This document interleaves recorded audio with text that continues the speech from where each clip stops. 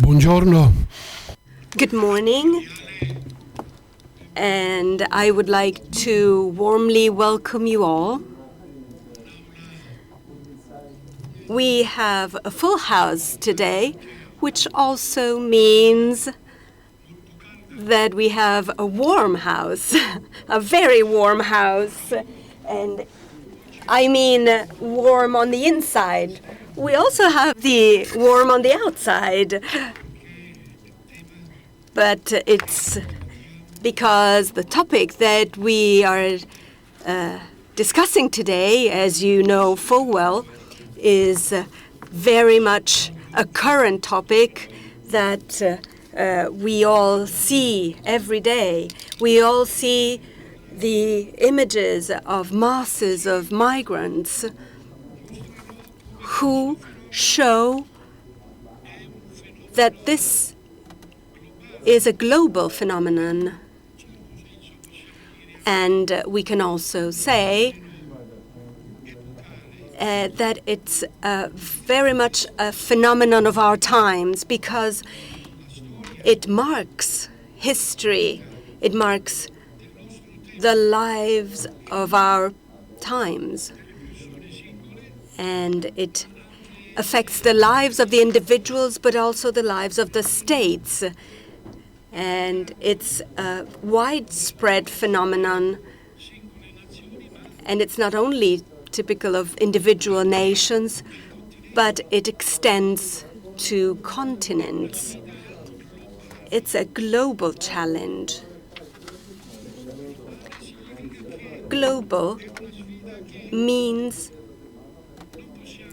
that this is a challenge that we cannot face alone, either as a national community and maybe not even as a community of regions or entire nations, because all countries are involved. The images, the pictures that the newspapers and the TVs and the media give us make us cringe sometimes. And I would like to thank the community of Sant'Egidio that has always had a far-sighted approach. They can sense the most current topics, and they wanted to have a panel on this topic here in Albania. And this is the country that is hosting us so generously, that also saw so many people leaving this country to go to other countries, especially in the 1990s. It's a delicate challenge because, as Pope Francis said, we are witnessing conflicts that, even though in a scattered way, seem to configure almost a third world war. So we would like to, we thank all the speakers who are present here. They all are very eminent speakers. They are all VIPs, not only as very important persons, but because they have a great experience in this field. And when I introduce them, I will dwell on this topic. Well, today, it's as if each represents and presents their viewpoint. I like to think of it as a music, different voices, different chords, different instruments. But in the end, there is a symphony coming out of these individual instruments and voices, a symphony on the topic of migrants. the global issue of migrants. So we want to listen to this symphony through the representation that these friends of ours will give us. And I think that in the end, we will leave this room enriched by their experiences. So now we go to the first speaker, who is going to be Dr. Hugo Martinez, who is Minister for Foreign Affairs for El Salvador, a minister who is very much committed in relaunching integration in the Central American continent. And thanks to his very effective and proactive commitment, he was able to carry out projects for strengthening bilateral relations between the countries. And rightly so, because we need that too. Mr. Minister, you received so many acknowledgement at the international level: Guatemala, Panama, Bolivia, Peru, Republic of China, Taiwan, Chile, Belize. But many other countries will acknowledge your wonderful commitment that you are carrying out in your country. Mr. Minister, you have the floor.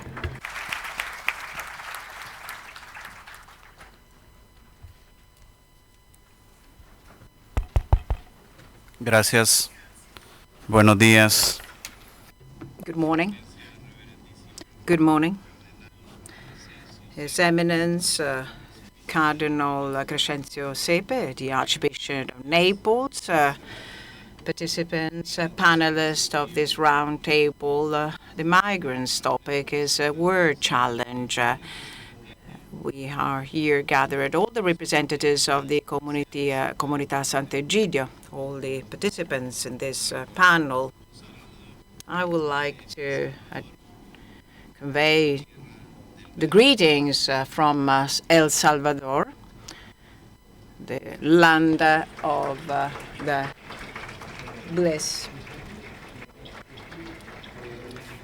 Monsignor Romero. This is a country, a land which has experienced so many conflicts and migrations. Monsignor Romero has been fighting a lot for peace in Salvador, and he has been fighting for all the displaced people, for all the people who were forced to leave our country. El Salvador has 1/3 of the population out of its borders. And this is due to phenomena like wars, natural disasters, lack of economic opportunities, which were hitting our country for many years. It's worth mentioning that migration dates back in many, many years ago. And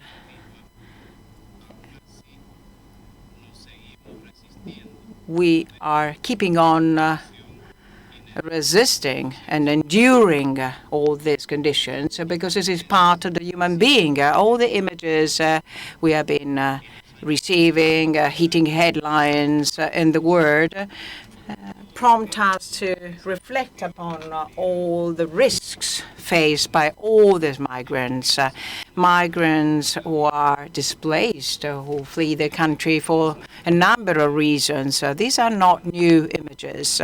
These are well known by each one of us in this world. And facing this challenge, there are so many messages of hope that we should try to tap into and try to put in practice.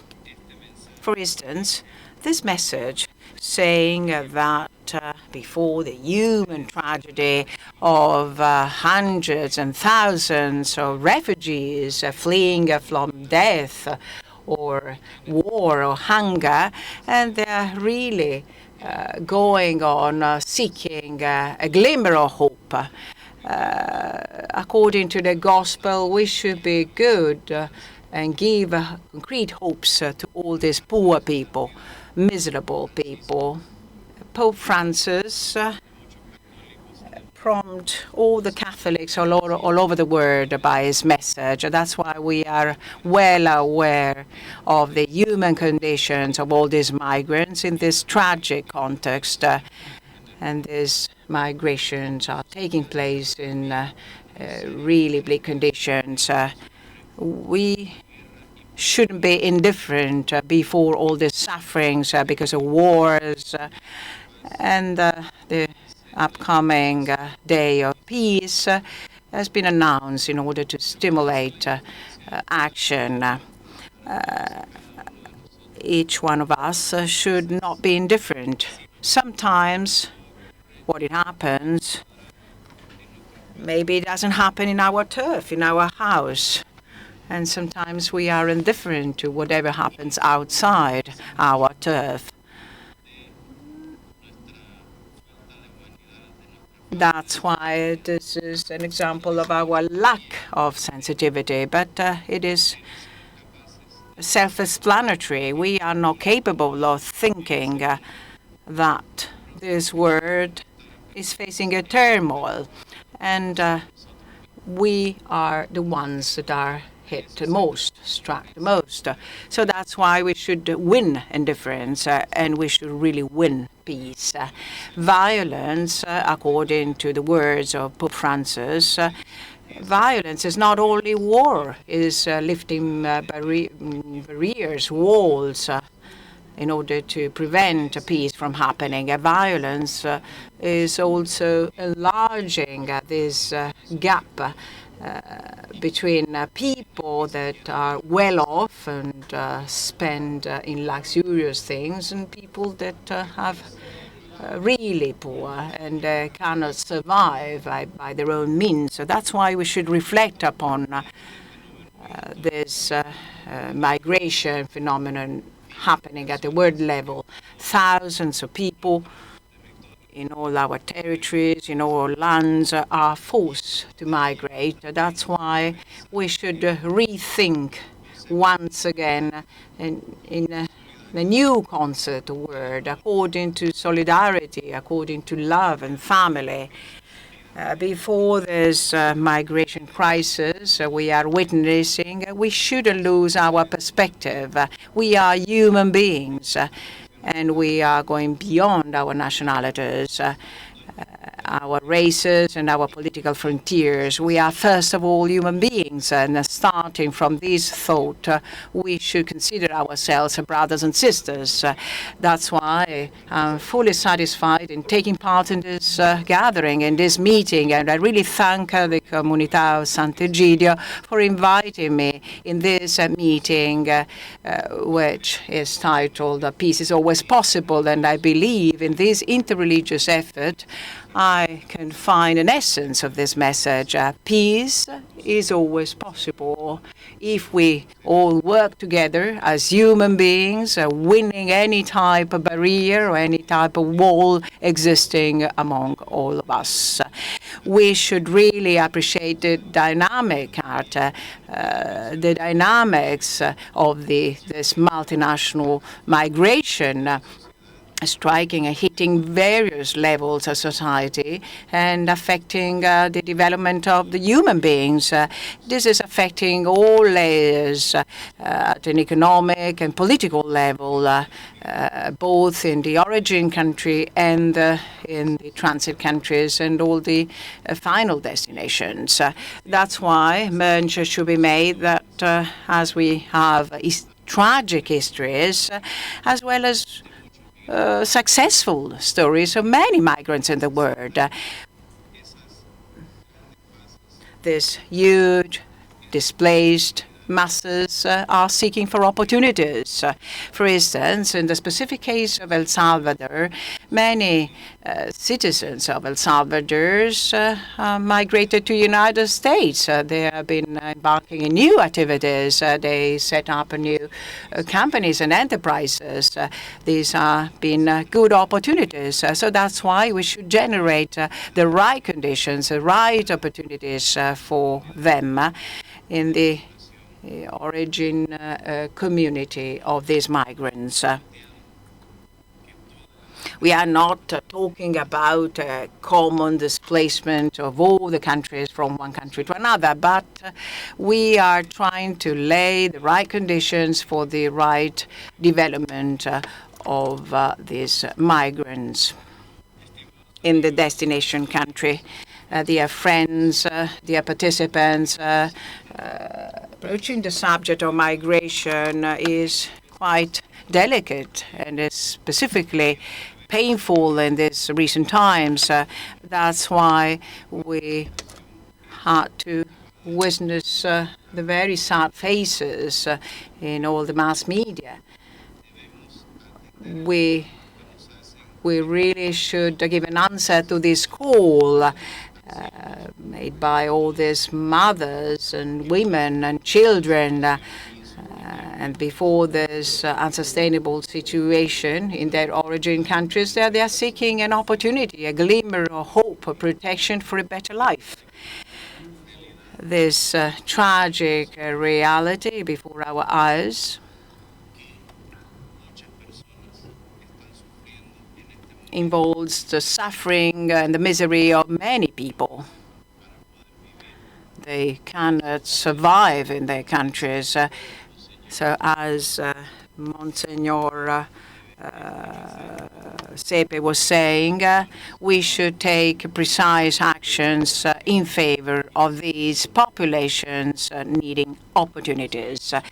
We should open our eyes. We should really appreciate and be aware that one single loss of human life is enough to think that our countries cannot go on thinking according to the framework of frontiers or barriers. We cannot allow costs of life or self-delusion are so high for our countries. That's why I would like to wrap up my address with this call. Let's try to seek peace. Let's try to take actions in favor of our migrants wherever they want to be. There is no illegal or unlawful condition for any human being. There might be an irregular or unlawful situation according to the specific situations of our countries. So I'm persuaded that no human being can be considered as unlawful or illegal. Thank you for your attention.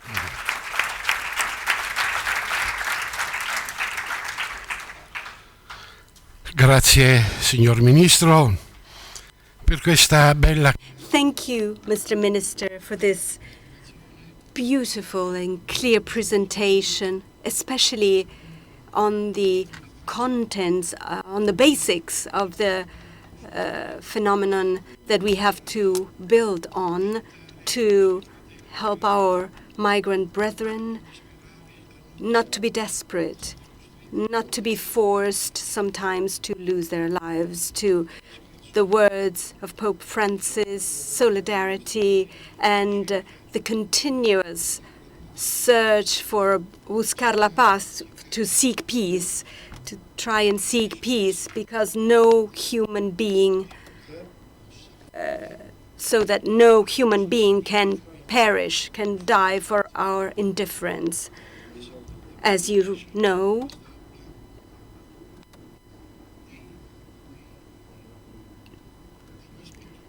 there are some inspectors in the rooms, some traffic police that they're controlling us. They send me notes. They're sending me notes to tell me, Your Eminence, you have to recall, and you have to remind the speakers that the speakers have up to 12 minutes each. I couldn't say that to the minister, please.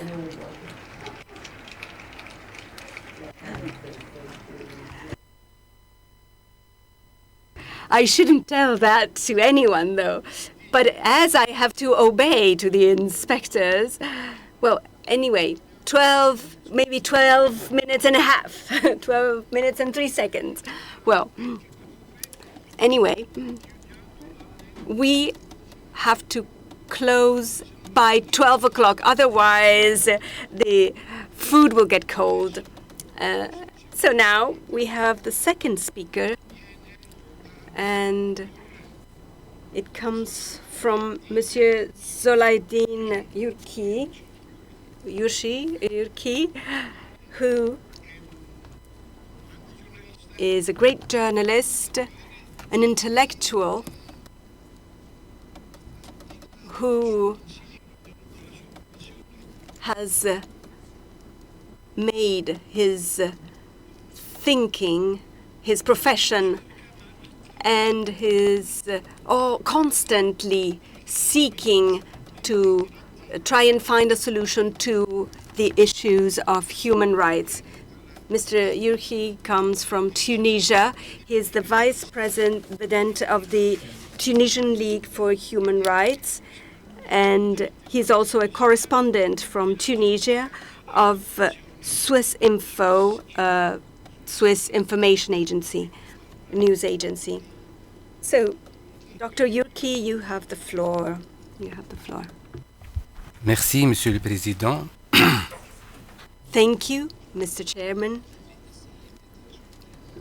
I will try to be brief, and that is why I'm going to read a text that I have prepared on this topic. Who could forget this image of the Syrian child asleep, eternally asleep on the shore?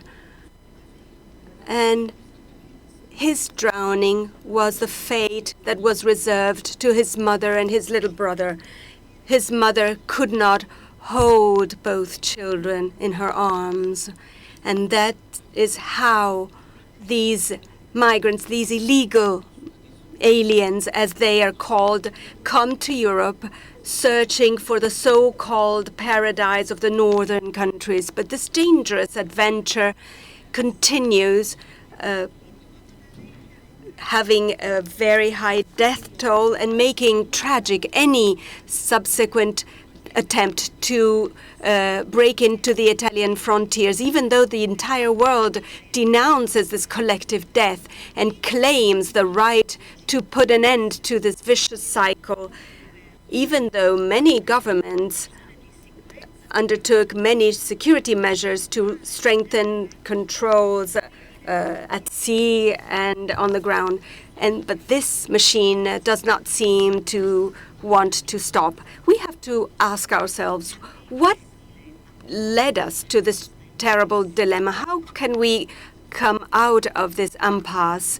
First of all, African countries are unable to meet their needs, and they are exhausted by economic submission and dependency. Also because they have been submitted to an extortion of their wealth, and all their resources had been looted by dangerous bandits and outlaws. And a second element concerns the alternating tyranny of regimes in the various African and Arab countries. And I'm talking about Tunisia too. These types of regime are subordinate to worldwide capitalism and put hurdles on a sustainable development that may enable them to be autonomous from a financial and economic view. coincidence. It had been premeditated by the various international organisms and bodies such as the World Bank. All these bodies had pushed the southern countries to carry out sterile and ineffective projects through conditional loans that brought to the failure of agriculture and corruption. But this type of regime is more and more contested, and so we see many uprisings that want to put an end to autocratic systems. And Tunisia has been one of the first countries that has this model of movement that was born in Egypt, Syria, and in Yemen too. A third point, the southern communities show this total demoralization that comes from losing their historical values that come from history itself. And there's also this wariness that they have against the authorities and the social and economic model that is archaic and self-destructive. And then there's unemployment that continues to rise at the slightest occasion. And unemployment is deemed as endemic. More than 40% of the unemployed have a university degree. Anyway, among all the various things that upset these societies, there is the great disappointment that despite everything that has been done, the Tunisian people are disappointed. As I was saying, the Tunisians are disappointed, and the various claims of the revolution did not reach where they were supposed to reach. After more than 4 years, they were hoping that the revolution would prove them right, would prove the illusion that they are an exceptional people was right, and that there would be a Tunisian miracle. The miracle was political, but not from an economic and social viewpoint. We are undergoing a very difficult period, and the political classes cannot keep their promises for the sake of that they have made for the sake of the country. I'm talking about the economy, the social field, and also the instability concerning security and the various fears, terrorist fears. We know that there is a new crisis that is threatening Europe and the capitalist world. We have to know that the southern countries cannot find a solution to the various problems that are caused by the migration flows to Europe alone.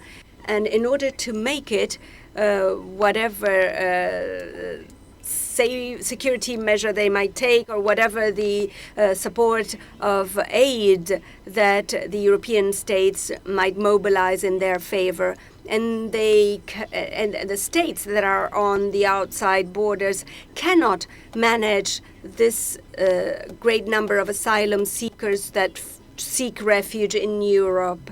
The various southern countries need development.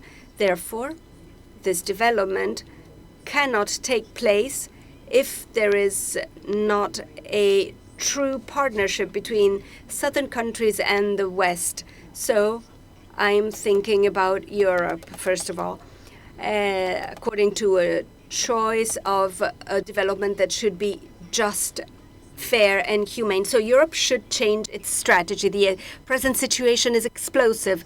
The gap continues to widen. The present international system brings with it its own self-destruction. It's oriented towards a sort of implosion due to the worsening of inequalities among countries, but also among people, the various social categories. The international system is producing at an accelerated pace an increasing number of crises and explosive situations rather than solutions or opportunities of common life.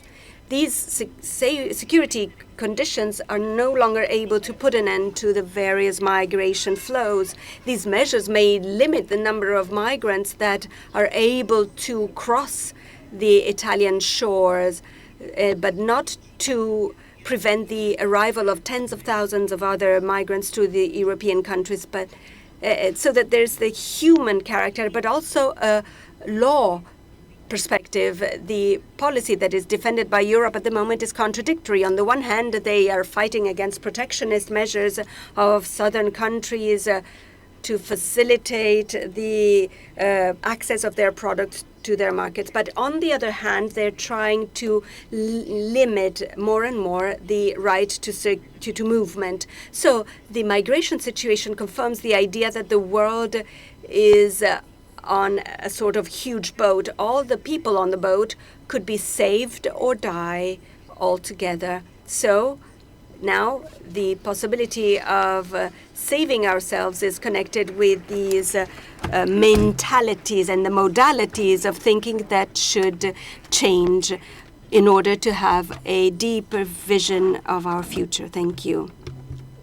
Grazie. Thank you. Thank you, Dr. Jourchi.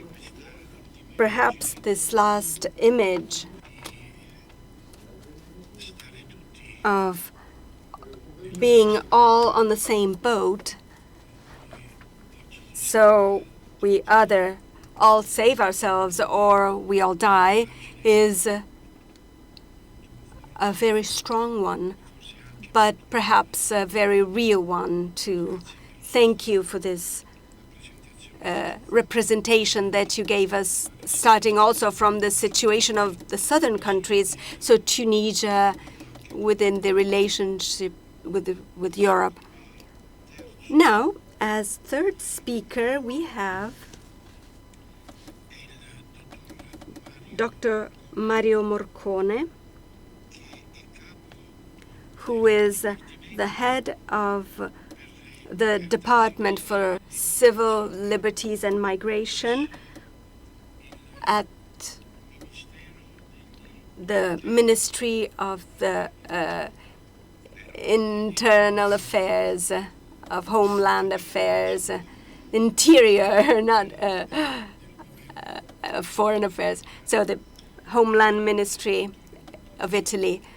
I could go on and on talking about Mr. Morcone. He wrote so many books. But as he's a friend, I am honored to be his friend, and so I stop here and I give him the floor immediately. Okay. Thank you, Your Eminence. Grazie, Eminenza.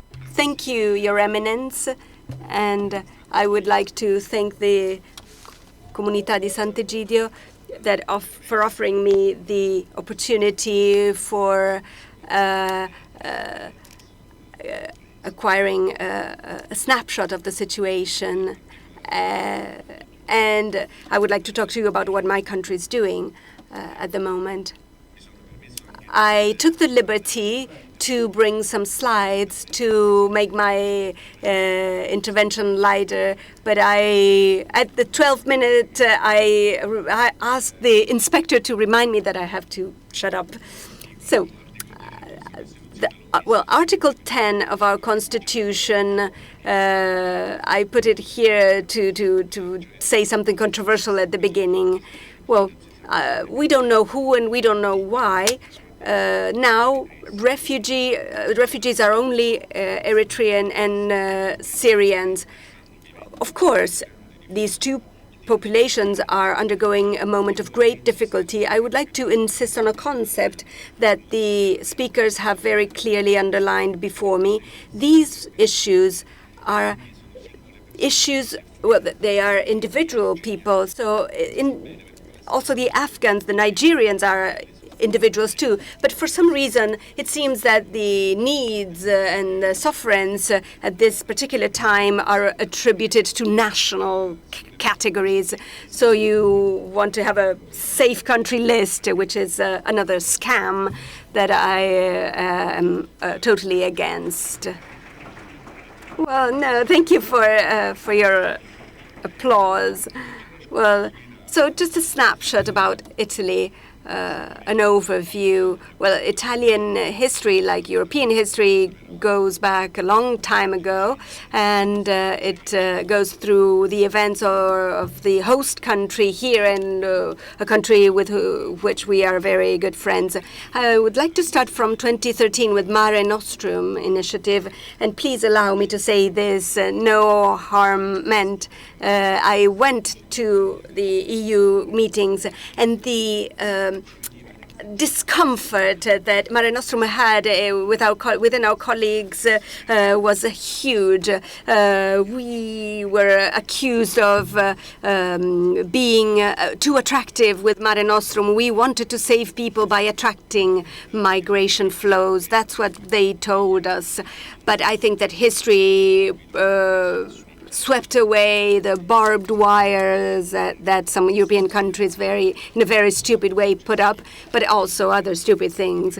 Then the next year we had Project Triton, and its mandate was changed, and it now became a mandate of saving human lives. Well, suffering and want of people have overcome any stupidity of some of our friends that have difficulties in having a wider perspective. This is the graph that tells us how the situation in Italy is compared with 2014, when we had 170,100 people. The trend is in line with the previous year. So at the end of the year, probably we will welcome the same number of people as last year. I must say that my country, with all its limitations, with all its shortcomings, with all its provincial contention, well, is doing its part with great dignity. If we see the people who are welcomed in our facilities, well, we see that we have more than 100,000 people welcomed. 100,000 people who find refuge in the city project and in the facilities that the church and the structuring of the church is the Catholic Church. But not only the Catholic Church, but also the Adventist Church is helping us. Anyway, the churches help us a lot throughout the national territories, and also with temporary facilities that we open due to this huge migration flow. But we continue to be accused of not identifying everybody, then this is dangerous for us. Well, I honestly would like to ask, and we did ask, how you can impose a Syrian lady or a young Eritrean that refused to provide their fingerprints, knowing also the suffering that they have endured going through Sudan and Libya and undergoing what they have gone through in Libyan jails, arriving in Italy without dying in the Sicilian Channel. How can we impose these people to provide their personal information? The real reason why they don't want to be identified is not because they want to perpetrate terrorist attacks, but because they want to go to other countries that it's not ours, because they have relatives or friends in Sweden or communities waiting for them in Germany. And here there is this is the fault of terrible agreement, which is the Dublin Agreement. This agreement, on the one hand, enables us to establish that a person has a right to the protection of the European Union and the Schengen area, and on the other hand, they sentence them to be prisoner within a territory, denying them the same rights that we acknowledge when we recognize the need for international protection. In our 6 months of European presidency, we fought a harsh battle for mutual recognition, because if one has the right to international protection in Italy, they have to be able to have it in the UK or in Sweden or in Poland as well. However, we have a short-sighted mindset in Europe at the moment. And as I said before, it took 70 deaths on a truck on the motorway to Austria, or the poor child died in the Bodrum shores, to move the conscience of people and to overthrow this stifling attitude that had Italy and Greece deal alone with these issues. These are the main roots for this year, and they are strengthening now through the Balkans, are getting stronger through the Balkans.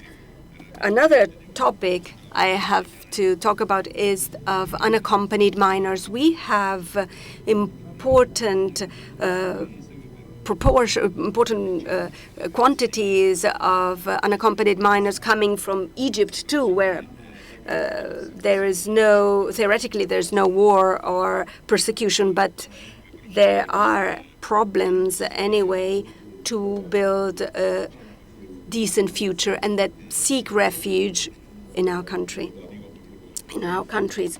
And I am very proud to say that, well, minors, people under 18 years of age, are welcomed anyway, because we believe they are vulnerable people, and we do not agree with many European countries that send them back to their countries because they believe that they are countries where it's not necessary to move away from. And I say this proudly, because I think that Italy has done its share with dignity, and it's continuing to do so through the Juncker agenda, the one that you heard, and that is going to be imposed on us very soon, probably from the 17th of September. These are the latest news.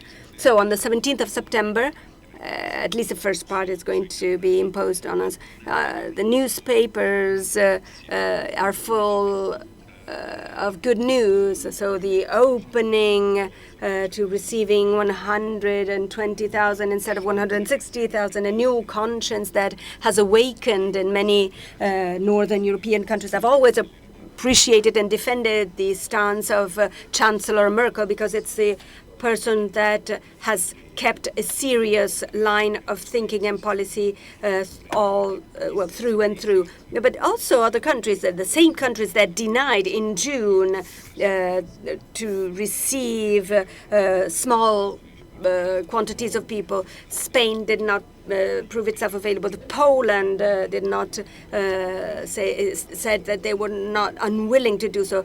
But we have to say that we in Italy welcomed so many Polish people and also Hungarian people. We welcome many of them, but I'm not going to get back at them in any way. I'm just proud of the dignity of our country that with its own contention is playing its part. It's doing its part. From the 17th of September, the Juncker agenda is going to start, which is the first segment, the one that was resolved on in June, the relocation of the 32,000 people from Italy and Germany. And Minister Gentiloni talked about certain things, about the creation of hotspots, and I agree with him. The hotspots are going to be a tough topic, because despite the child in Bodrum and the 70 people dead in Vienna and the 800 dead in the boat that capsized, the 300 people dead on the Lampedusa shores, it's always that there's always the idea in certain countries to put pressure on Europe, on the southern Europe, to push down the Schengen border to Italy and Greece, and the idea of giving us the suffering of people to us and the Greeks who have difficulties themselves. I'll tell you something. We'll do our part. We will comply with the directives, with the provisions, but we are not going to allow any concentration camps in my country. Nobody can think about having concentration camps in Sicily or in Calabria. And I would like to conclude with a small, personal, controversial remark. I am among friends, and so I can speak freely. And so keeping within the 12 minutes that the inspector has kindly allowed me. Some say that I am not a neutral person, that I am a partisan. I recognize that I am biased. I am on someone's side. I am on the Pope's side, and on Sergio Mattarella, our President of the Republic, side, and on our Prime Minister's side.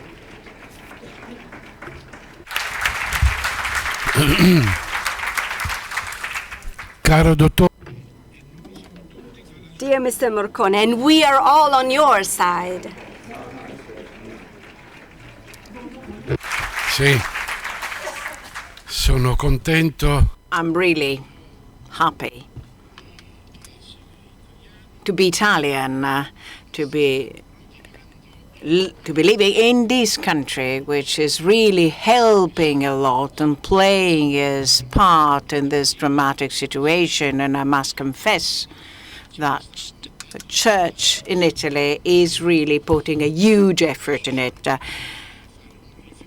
This is only a brief remark. I'm also the president of the bishops of Campania region. We will meet with all the bishops in Campania. We are 25 bishops in order to prompt every bishop in taking on responsibility in their own dioceses. Some brothers and sisters will be assigned to our region, as well as that fat man over there is telling me that migrants are keeping arriving. They are continuously arriving. So many of our families are applying to host some of these migrants. Therefore, Italy is a generous country. Italy always lived with full clarity the problem of solidarity and the problem of friendship among people.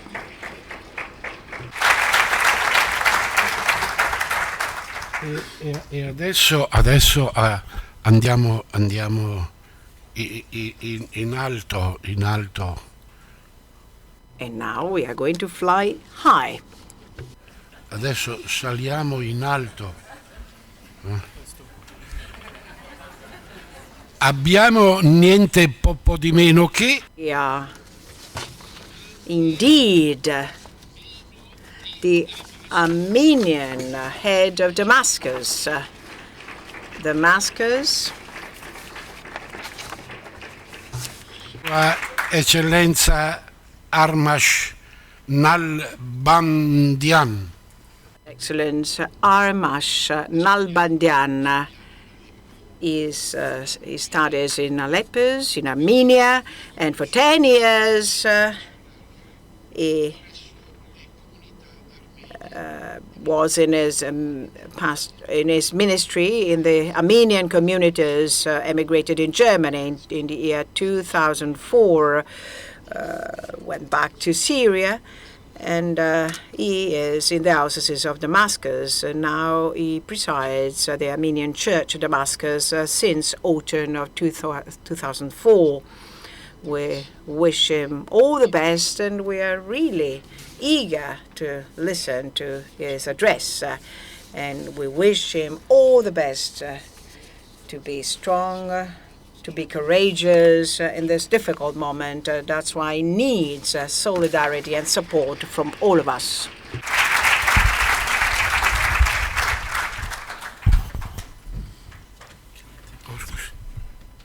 It's okay. Thank you very much. Thank you for Sant'Egidio inviting me to speak to you. And thank you, my brother in Christ, for this very warm welcoming. Dear sisters and brothers, first, I beg your apology because I cannot present you my contribution in its fullness. For the tragedy of migrants, refugees, is so painful and deep touchy and so fragile that it is impossible to give the whole picture of the situation.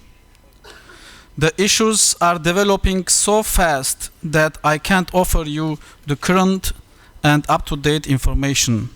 Even the famous news agencies are unable to follow the ongoing happenings. But in last few days circulates a picture in the international media. It is a heart-breaking photo. A policeman carrying a small dead child on the beach resort of Bodrum in Turkey. On another photo of the corpse of the dead child can be seen on the sand, face down, still encircled by the waves. These pictures are now in large format on the front pages of all newspapers worldwide. It is maybe new picture for you, but it is already more than 4 years that we live day by day in Syria. The child, this is a small child, urged in his angelic, voiceless silence, the leaders, presidents, prime ministers, ministers, responsible persons, churches to rethink, and appeals to the proud tradition of the centuries of the countries to help people in need. As a result of the 4-year Syrian conflict, 220,000 people have been killed, according to the statistics of UN. 12 million are in need of humanitarian assistance. 4 million have become refugees, and another 7.6 million have been internally displaced. This is what the UN Secretary General's Deputy of Humanitarian Affairs reported in his speech at UN this year, last April.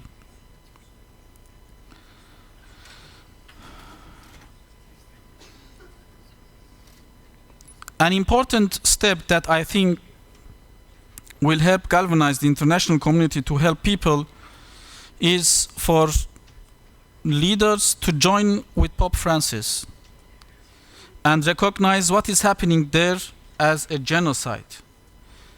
It is genocide. It has all the facts, events, stories, and experiences to meet the definition of genocide. We should not wait another 10, 20, 30 years and look back to what happened and say, well, I'm sorry that we did not do something really decisive. Those who have just come in large numbers and sometimes risking their lives are clearly visible and present in the media. Refugees and immigrants from the Middle East, Africa, and Afghanistan. Those others, however, go traveling invisible by plane, other waves, they are not present in media. And I will stop reading my paper and I will share an experience that I had a few days ago with you. On my way from Damascus to Tirana, I had to drive to Beirut to take my flight. On the border, Syrian-Lebanese border, I saw 20 buses. People, they are passing the border, it's not traveling, but they are fleeing actually, fleeing the war. It was very bad experience that I witnessed there. And then I was at the airport, Turkish Airlines. All the passengers were Syrians because they are flying to Turkey and from Turkey to the New World. And then we took off from the gate and we were driving, as the airplane was driving to the rollban. And then two passengers actually, a mother and her daughter, and then was announcement on the airplane that there is a doctor needed because this girl was sick suddenly and had pressure and so. And there, fortunately, there was a doctor on the airplane, and he took care of this girl. But the pilot was not willing to take off because it was very dangerous, and he didn't want to have the responsibility of the tragedy of this girl. And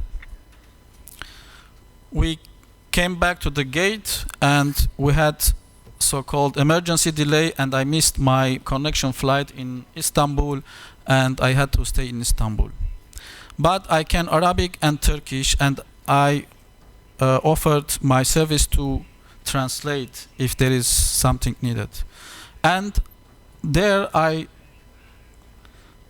experienced that this family, small family, old woman and the girl, they were from Hasake, from the northeast city of Syria, driving, walking, and at least they are at the airport in Lebanon. And they waited 2 days at the airport. They didn't have anything to eat. They had, but they didn't want to eat because they had to keep their supplies to because they didn't know what's coming up.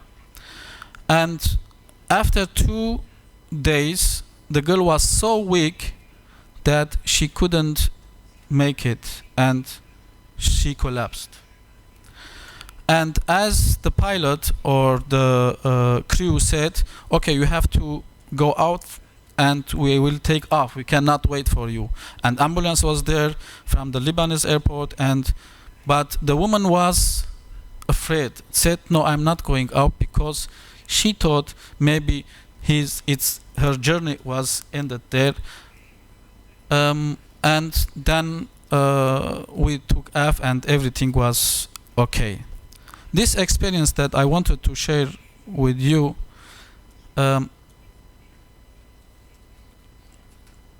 give me the feeling that I wanted to give you, the desperate situation of the people there. When I travel and I don't have a reservation, I will not go. I will not travel. I will not drive. But these people, even they don't know where are going. They are going, but they are ready to do this risk because they are really desperate. And this makes the tragedy of the situation. And from this conference, from Albania that has experienced mass immigration in the past, but it is now a model of coexistence, it should be sent a strong message to the world. We know that we cannot stop the current exodus from the Middle East and other countries if nothing is done to stop ongoing conflicts.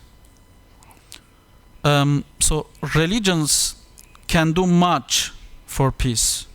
We must meet, we must share, we must act, we must work together. The walls are the past. The integration is the future. This should be our guiding purpose. So no, as conclusion, let me do some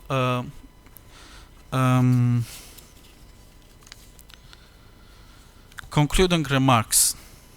As a bishop in Syria, I am confronted every day with a question asked by the people: shall we go or shall we stay? As a bishop, what can I say? It's very difficult.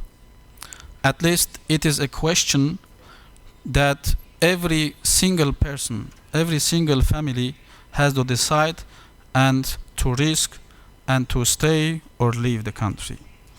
My duty is to help the people if they stay,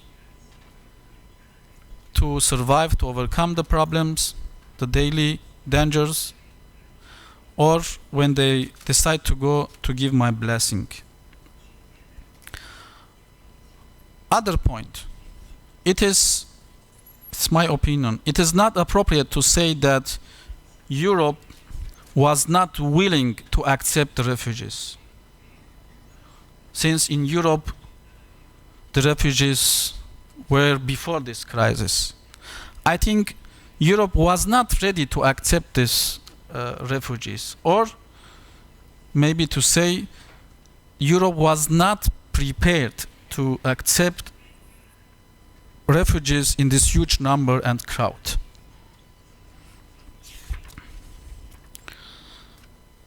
And I'm very happy that Europe has changed the acceptance policy and is now ready to find ways to accept these refugees. And I can say, please don't be afraid of the refugees. Don't be afraid of the people coming to your countries.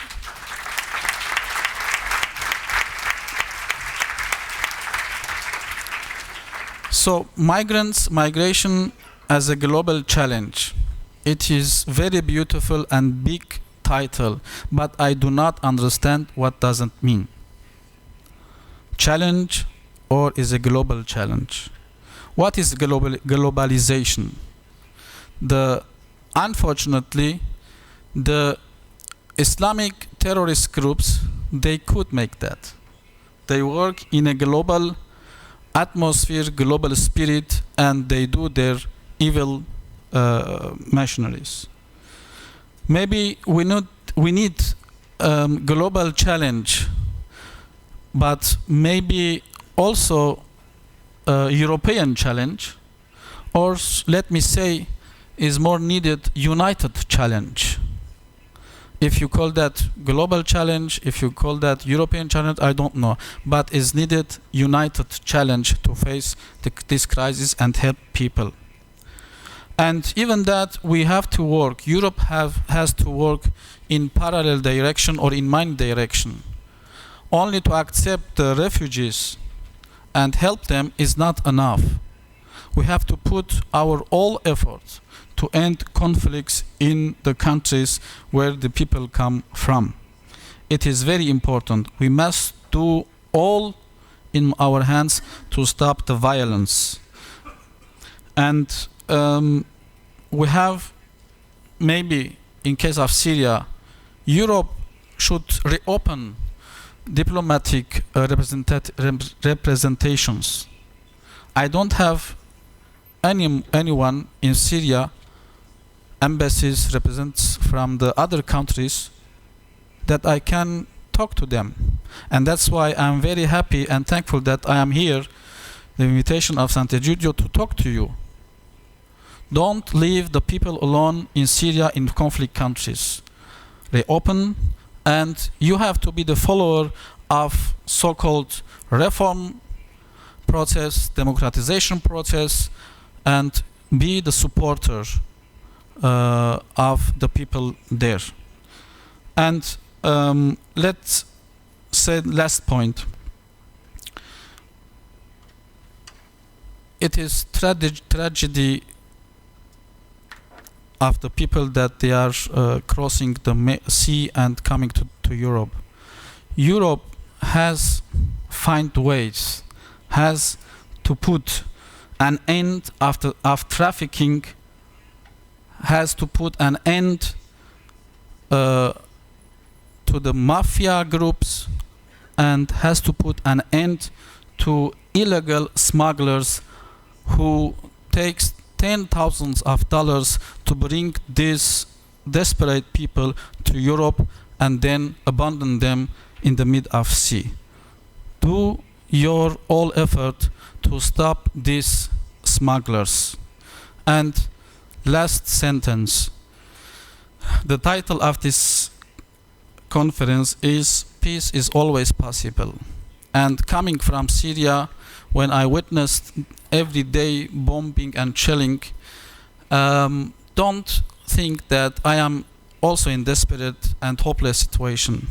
The only thing that I think and trust is peace is always possible.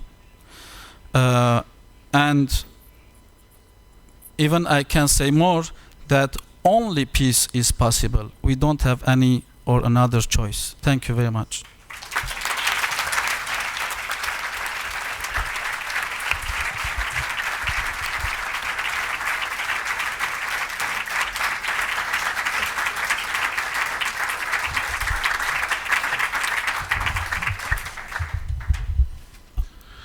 Grazie, grazie eccellenza. Thank you, Your Excellency, for this very beautiful personal witness.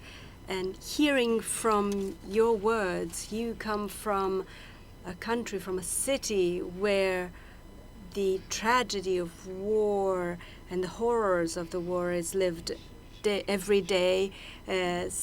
Hearing you say that peace is always possible, even today, even in Damascus, this is very encouraging for us.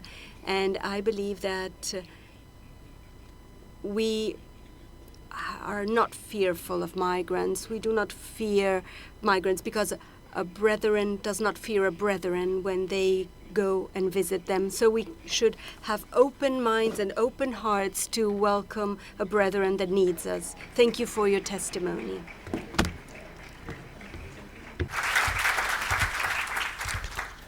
Adesso. Now, at last, we have a lady speaking. We've only heard from men speaking today. So we have this male chauvinistic approach, but Sant'Egidio is not male chauvinistic because it has a lot of intelligent, beautiful, and capable women working for the community. Now, Mrs. Pompei from the Comunità di Sant'Egidio, an expert on migration and asylum-seeking topics, and she's in charge for the community of Sant'Egidio for migrant services, and she's the promoter of the movement People for Peace. And she has been for 30 years. But how old are you? I'm old. Oh, you don't ask a lady her age. Okay. So for over 30 years, she has been serving the community of Sant'Egidio, and she goes everywhere. There is a testimony to be brought about the culture of welcoming and living together, and this is the core of our times.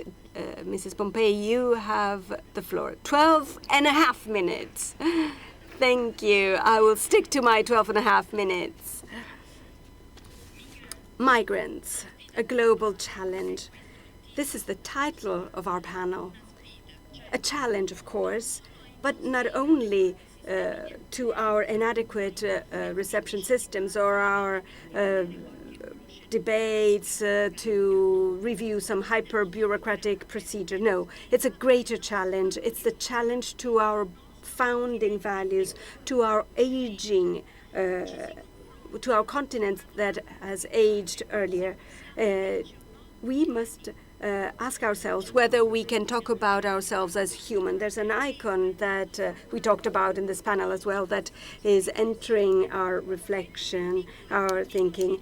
The image of Aylan Kurdi, the small Syrian child who died on the shores of Turkey. We will never forget this image again. A child who was no more than 3 years old, who had taken the rubber dinghy with his parents to seek refuge. His brother, his 5-year-old brother, and his mom died. A Kurdish family from Kobane. Kobane is one of the cities that resisted terrorism a lot. This photo represents the huge tragedy of this exodus of refugees, but it also represents the guilty inertia of European countries.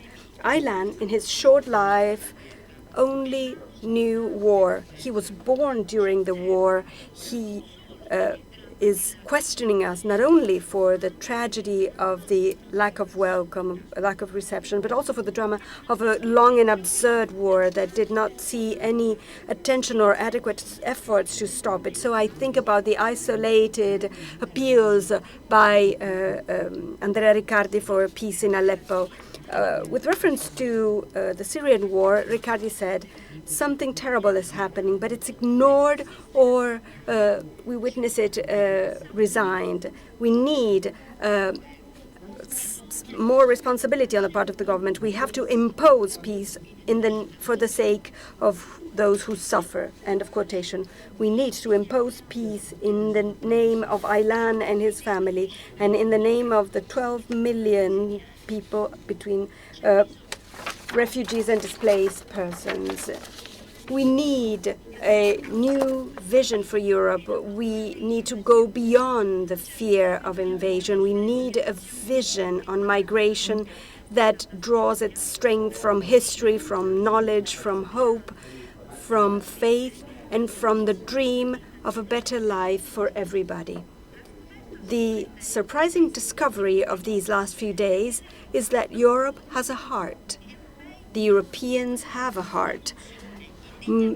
Indignation, being moved, solidarity, these are the attitudes that are emerging with strength, that are emerging from a dark and impregnable cloud. Even the most fearful government leaders and the bureaucrats, the cold bureaucrats, have had to review the way they represent the reality of the arrival of the refugees within the heart of Europe. The Europeans are proving that they are far ahead than those who govern them or of those who give fearful representation and defense positions, a not true and obsolete image. I find myself again personally and deeply involved within these feelings of indignation and moving. That's enough. It's too much. The walls, the identification with the numbers on their skin, drawn on their skins, the exchange of responsibilities that is endless among governments. We have to act now. There's no time left.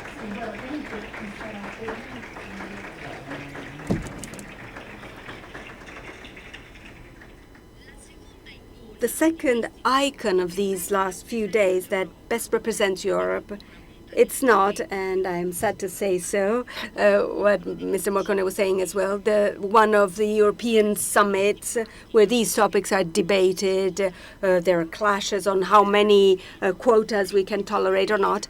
The true image, the one that I identify myself with more fully, is that beautiful picture that appeared on the social networks and that went viral and was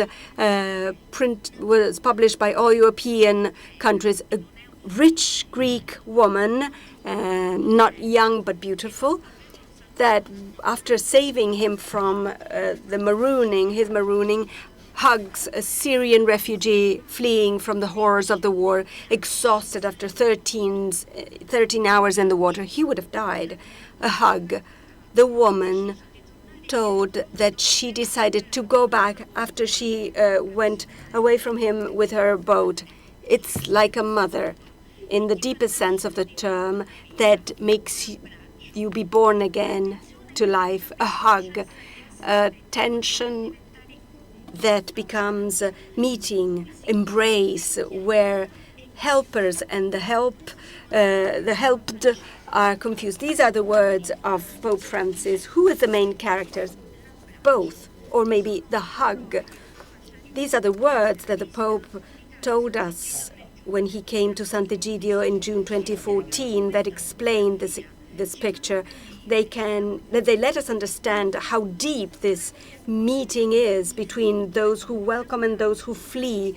The embrace, the hug, transfigures both. It makes them both live. Europe, and in these last few days it appears more clearly, can find itself again in this hug.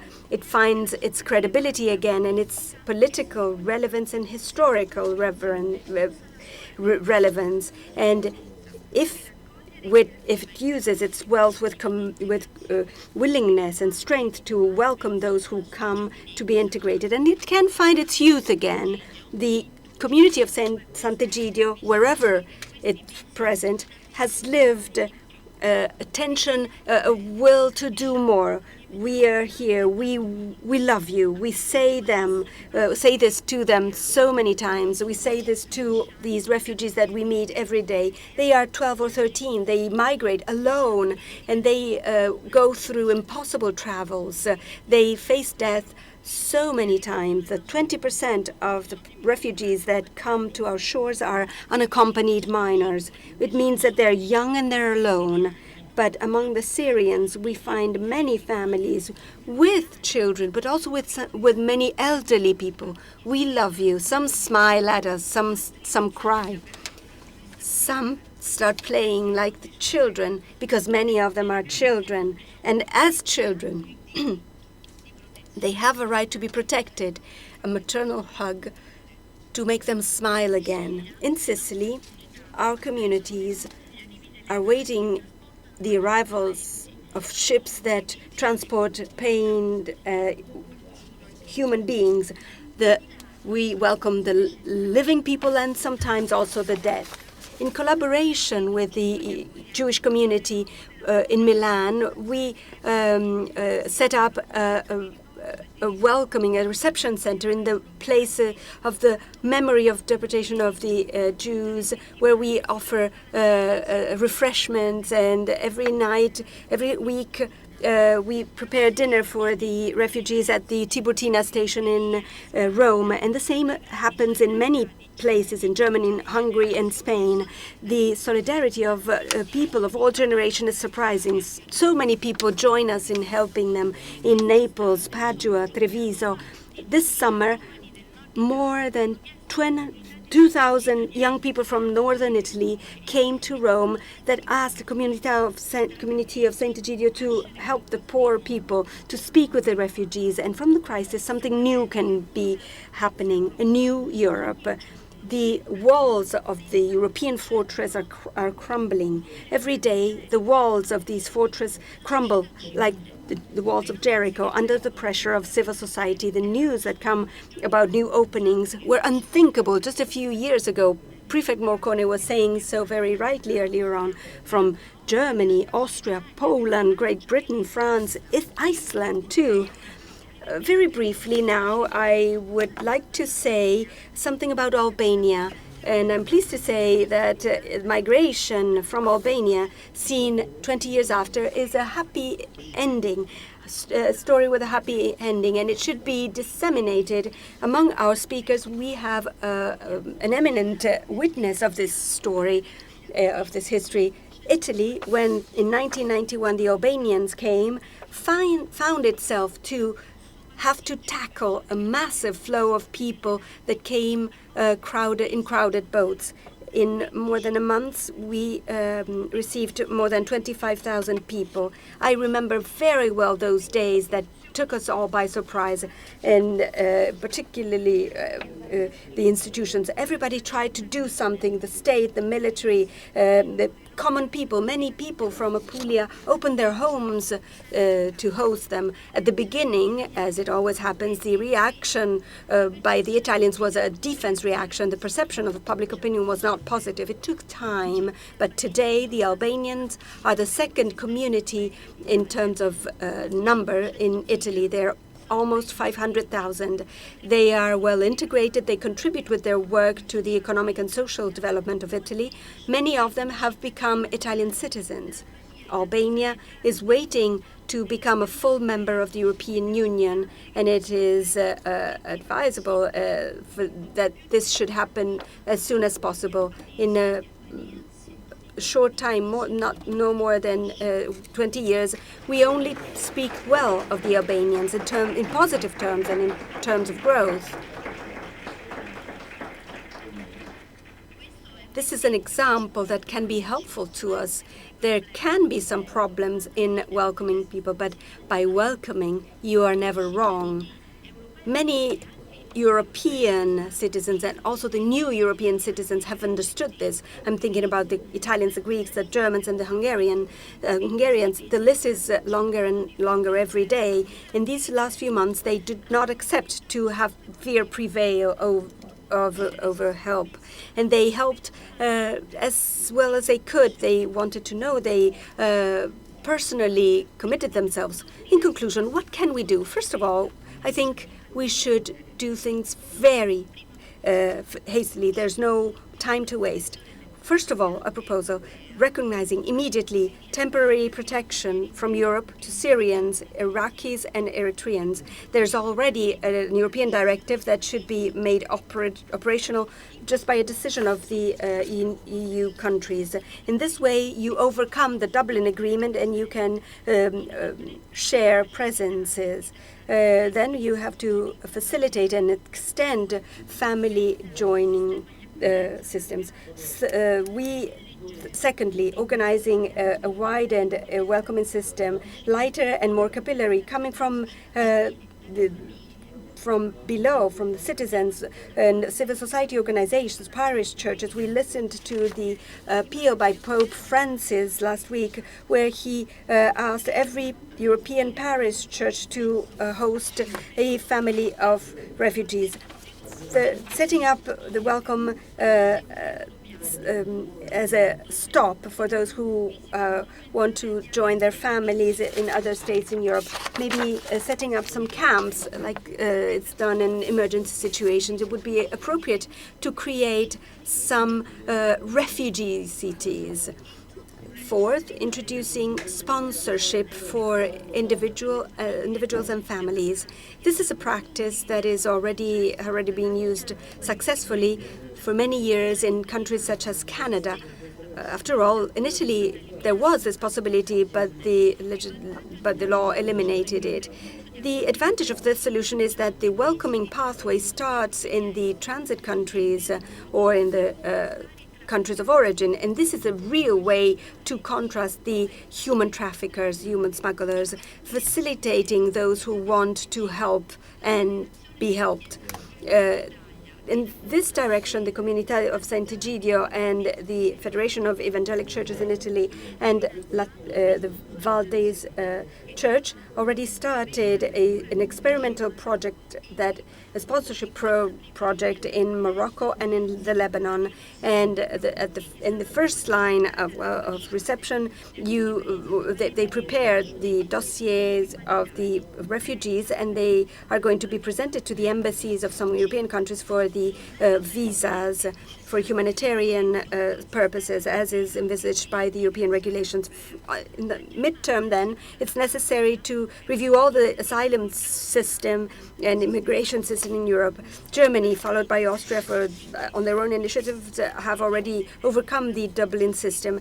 So we have to overcome and review the Dublin Convention. 6, increasing cooperation in the countries of origin of the refugees. 7, I am saying this as a sentence, but it's a very important commitment in being involved in the peace process in the conflicting countries. Peace is the most effective and lasting answers that should see and the welcoming should see Europe not as an irrelevant subject, but as the main character. Thank you.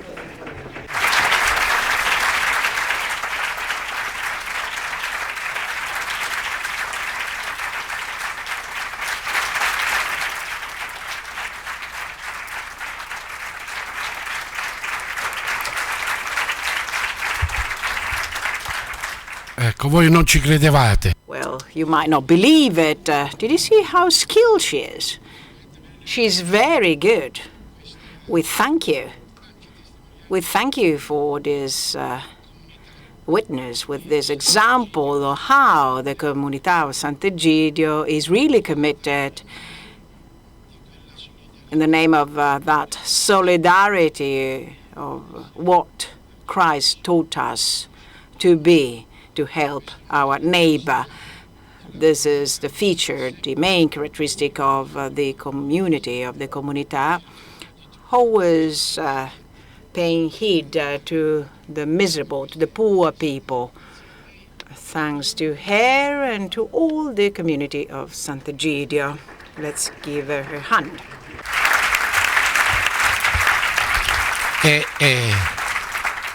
Senza parlare della comunità di Sant'Egidio. Not to mention the community of Naples of Sant'Egidio. She's really leading the leaders. The best community, the best Comunità Sant'Egidio. Well, no, not take it badly. The Comunità Sant'Egidio of Naples is the best because the bishop is the best. Yes, it's true. These icons, thank you for these icons, these real, concrete proposals you put forward. Europe, I think, our Lord will help us. In the Old Testament, Isaiah was saying, I will change the heart of stone in the heart of flesh.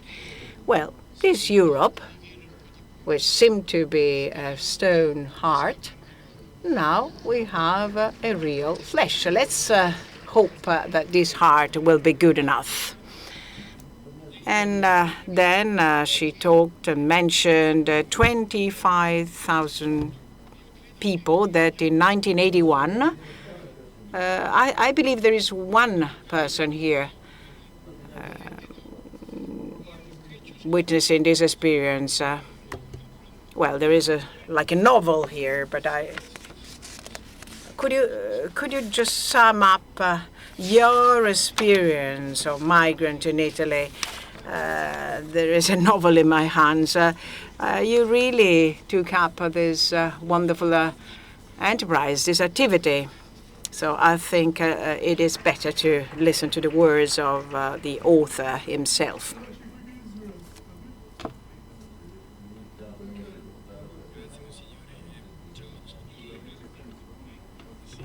Altin Prenga, che se no ricordatevelo il nome. Altin Prenga di Albania. Ciao a tutti gli amici da tutto il mondo. Thanks to all friends from all over the world. My name is Altin Prenga. I'm a former migrant. Me, as part of my family, we were really poor, as many others. I remember one of the ideas that persuaded me to go abroad was my cousin. He was telling me his experience in Italy. He was already 30, and I was 15 at the time. I think we are talking at the end of '98, and he told me that the development lies in an exchange of ideas. I have an idea, but if I'm isolated in a closed country, in a closed little village, I cannot develop it. But if we share all our ideas, if we exchange all our ideas, namely in 3 people, we can have 3 different ideas and we can put them together. I remember the day of my departure. I was near the bunker near my home, where there is a country house resort in a rural area. A friend of mine in my school, he was in a car with others and his elder brother. He was driving and he shouts at me, would you like to come to Italy? I was looking for a way out of my country, and in 1 hour I was ready. My mother was crying, and I showed all my courage. I plucked all my courage, and I was laughing at her. And then my heart was beating very, very strong, and I was really moved. I was really happy. And then I went on a fisherman boat. What I remember now is rust, gas oil smell. We were 150 people in this fisherman boat. We had to hide, otherwise people from outside would understand that we were fishing. So people were throwing out, they were vomiting, there wasn't any bathroom facilities. Can imagine the situation. I went up in the north of Italy, in Trentino, in this Val Rendena, near Campiglio. My father was already there. He found me a bedroom in the valley. I was mechanic at the beginning, and then I experienced different roles, different jobs. I remember a colleague who at the time was somewhat racist.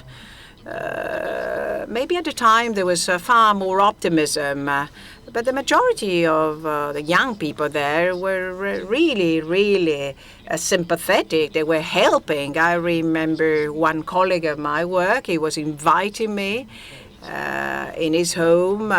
His mother was cooking. She was working in a school. She loved children, and she invited me so many times to eat lunch.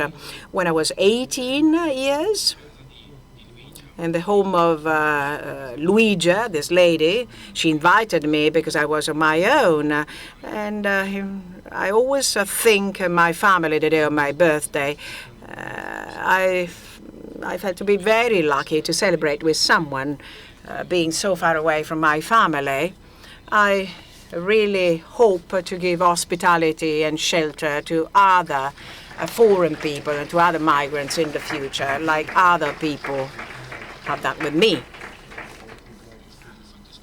I experienced different jobs in restaurants, in pizza places.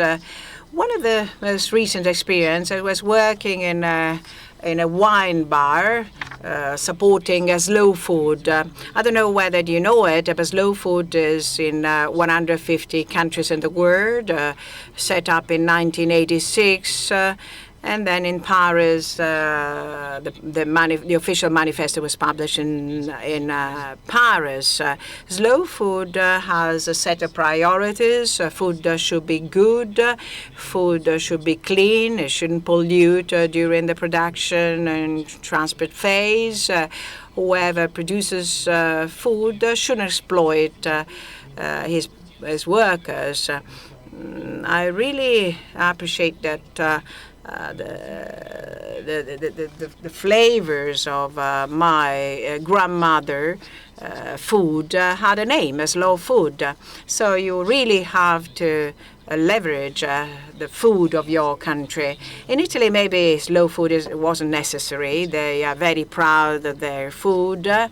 And I don't know whether all Italians really appreciate the importance of the natural and origin food, but in my Albania, at the time of the dictatorships, all religious celebrations were banned. So that's why we were hiding to celebrate our rituals. For example, on the Easter Sunday, we were used to eat this kulak bread, and then we had fresh cheese and raw garlic. But you had to be very watchful because going out, if people could really smell the breath of garlic, they were realizing that we were celebrating Easter according to our habits. They were very proud in producing a cheese with a square shape. Our bread was always white. In the dictatorships, no celebrations whatsoever were allowed. All these dictatorships were drinking very gassy drinks, beverages with beans. That's why we need slow food in Albania, because there are habits that really overcame two tsunamis. First of all, we have to protect our culture, which has been destroyed, and then we need to enhance the values and give courage to all the people living in a country. There are many difficulties. They cook extraordinary food, and luckily you had the opportunities in these days to have a taste. But if you are in big hotels in Tirana, I don't think you have the opportunity to taste this wonderful food. But 40% live in the countryside, producing fresh eggs, fresh dairies. There are no tax receipts, so they are producing for other poor people, and all this food has not been sold for the right price. This is one of the reasons why some people go away. For example, my business is doing very well. I work with 300 families that work in a mountain, in the countryside, but I cannot see any new vineyards, new stables with animals, and I'm quite sad about it. I love my country. Do you know why I understood it? Well, my marvelous Italy made me understand this. I grew up in Italy. In Italy, I understood that reason of their pride lies in food. Each region is proud of their food in their regions. I'm sorry, I just finished up my 12 minutes. Even speaking very, very rapidly. Each region was taking pride in their wines, in their food, and their habits. This is my teaching. I tap into Italy. Thank you.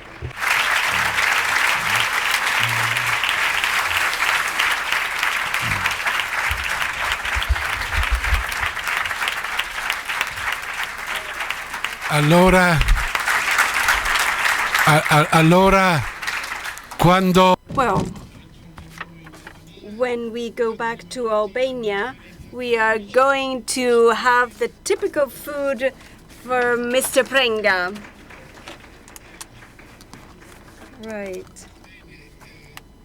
Right. And so we say, dulcis in fundo, the good things are at the end. When priests want not to be understood or want to be understood, they speak Latin. But what does it mean? It means that there are so many good moms here. Do you know how to bake a cake? The cake, yes. And then on top of the cake, you put the icing to give more flavor to the cake. So now we are going to put the icing on the cake of this conference by asking Mrs. Carolyn Wu. I don't know how to pronounce your name, I'm sorry. So Mrs. Carolyn is coming from Hong Kong. I visited Hong Kong 3 times. It's all skyscrapers. It's really chaotic. And she's the president and CEO of Catholic Relief Services, the humanitarian agency, the international humanitarian agency founded by the Catholics in the US in 1943. I had just been born then. Just to help the survivors of World War II in Europe. Dr. Wu was one of them. Hear this. You have to hear this. She was one of the 5 people who present in Rome the Pope Francis encyclical letter Laudato Si. Thank you. You have the floor. Since I'm the 7th speaker, the first thing we're going to do is just to stand up and just stretch a little, all right? Because it's otherwise hard to listen. So those of you who want to just kind of just stand up and just stretch a little. All right. All right. Okay.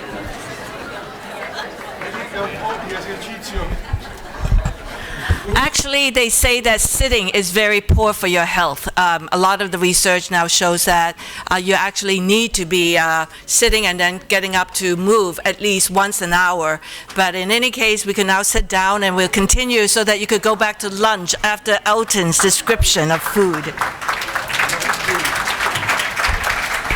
So first of all, again, thank you very much for Sant'Egidio for this invitation. This is my first time, and I was very moved by the spirit of peace and community. And while this is the first time, I know it won't be the last time. As Bishop says, I represent the United States. We are the International Relief Agency of the Bishops' Conference. We were started in 1943, over 70 years ago, to bring refugees out of Eastern Europe after World War II. And today we are working in over 100 countries. We're working with all the refugees that you're talking about. My own parents were migrants or refugees. First, they escaped China during the bombing by the Japanese in World War II. They returned, and after that, shortly, they left China again because of communism. So my own family background, I know what it is like to leave everything behind, even though it's not so chaotic. I have seen boat people being integrated into Hong Kong, which is nothing but a colony of immigrants. In the United States, I have seen the boat people, the Vietnamese, the Cambodians, the Mexicans, and of course the people after World War II who came into the American society. And actually what makes America flourishing right now is that diversity, and it is the energy of the migrants which make up our country. I myself received the hospitality of a migrant. My whole education from my freshman year to my PhD was funded by scholarships except for 1 year. So I speak from the heart. I just want to say 2 things before I go into my talk. Is one of the most searing memory I have is talking to the Bishop of Aleppo, Bishop Udo. And Bishop Udo said 2 things. One is, if you can worship without risking your lives, don't take that for granted. Go worship. The second thing he said is, please never abandon us. And I think that is the cry of the migrants today. Because the talk is about the global challenge of migrants, I'm going to broaden this talk beyond just Europe. I'm going to do 2 things. One is to establish the magnitude of the problem that we face, and the second is really the call to action. I know Daniela talked some about that. I also have a 10-point action plan, not so much for government, but for all of us who are here. In terms of the magnitude of the crisis, let me just share 7 points with you. First of all, by the UN count, at 2014, not 2015, we have 60 million people who have been displaced. That is about 20 times the population of Albania. That's about the population of Italy.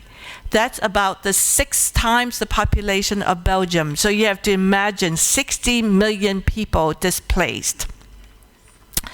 This is 60 million is about 23 3 million more than 2013. So it is the highest number of people displaced since World War II.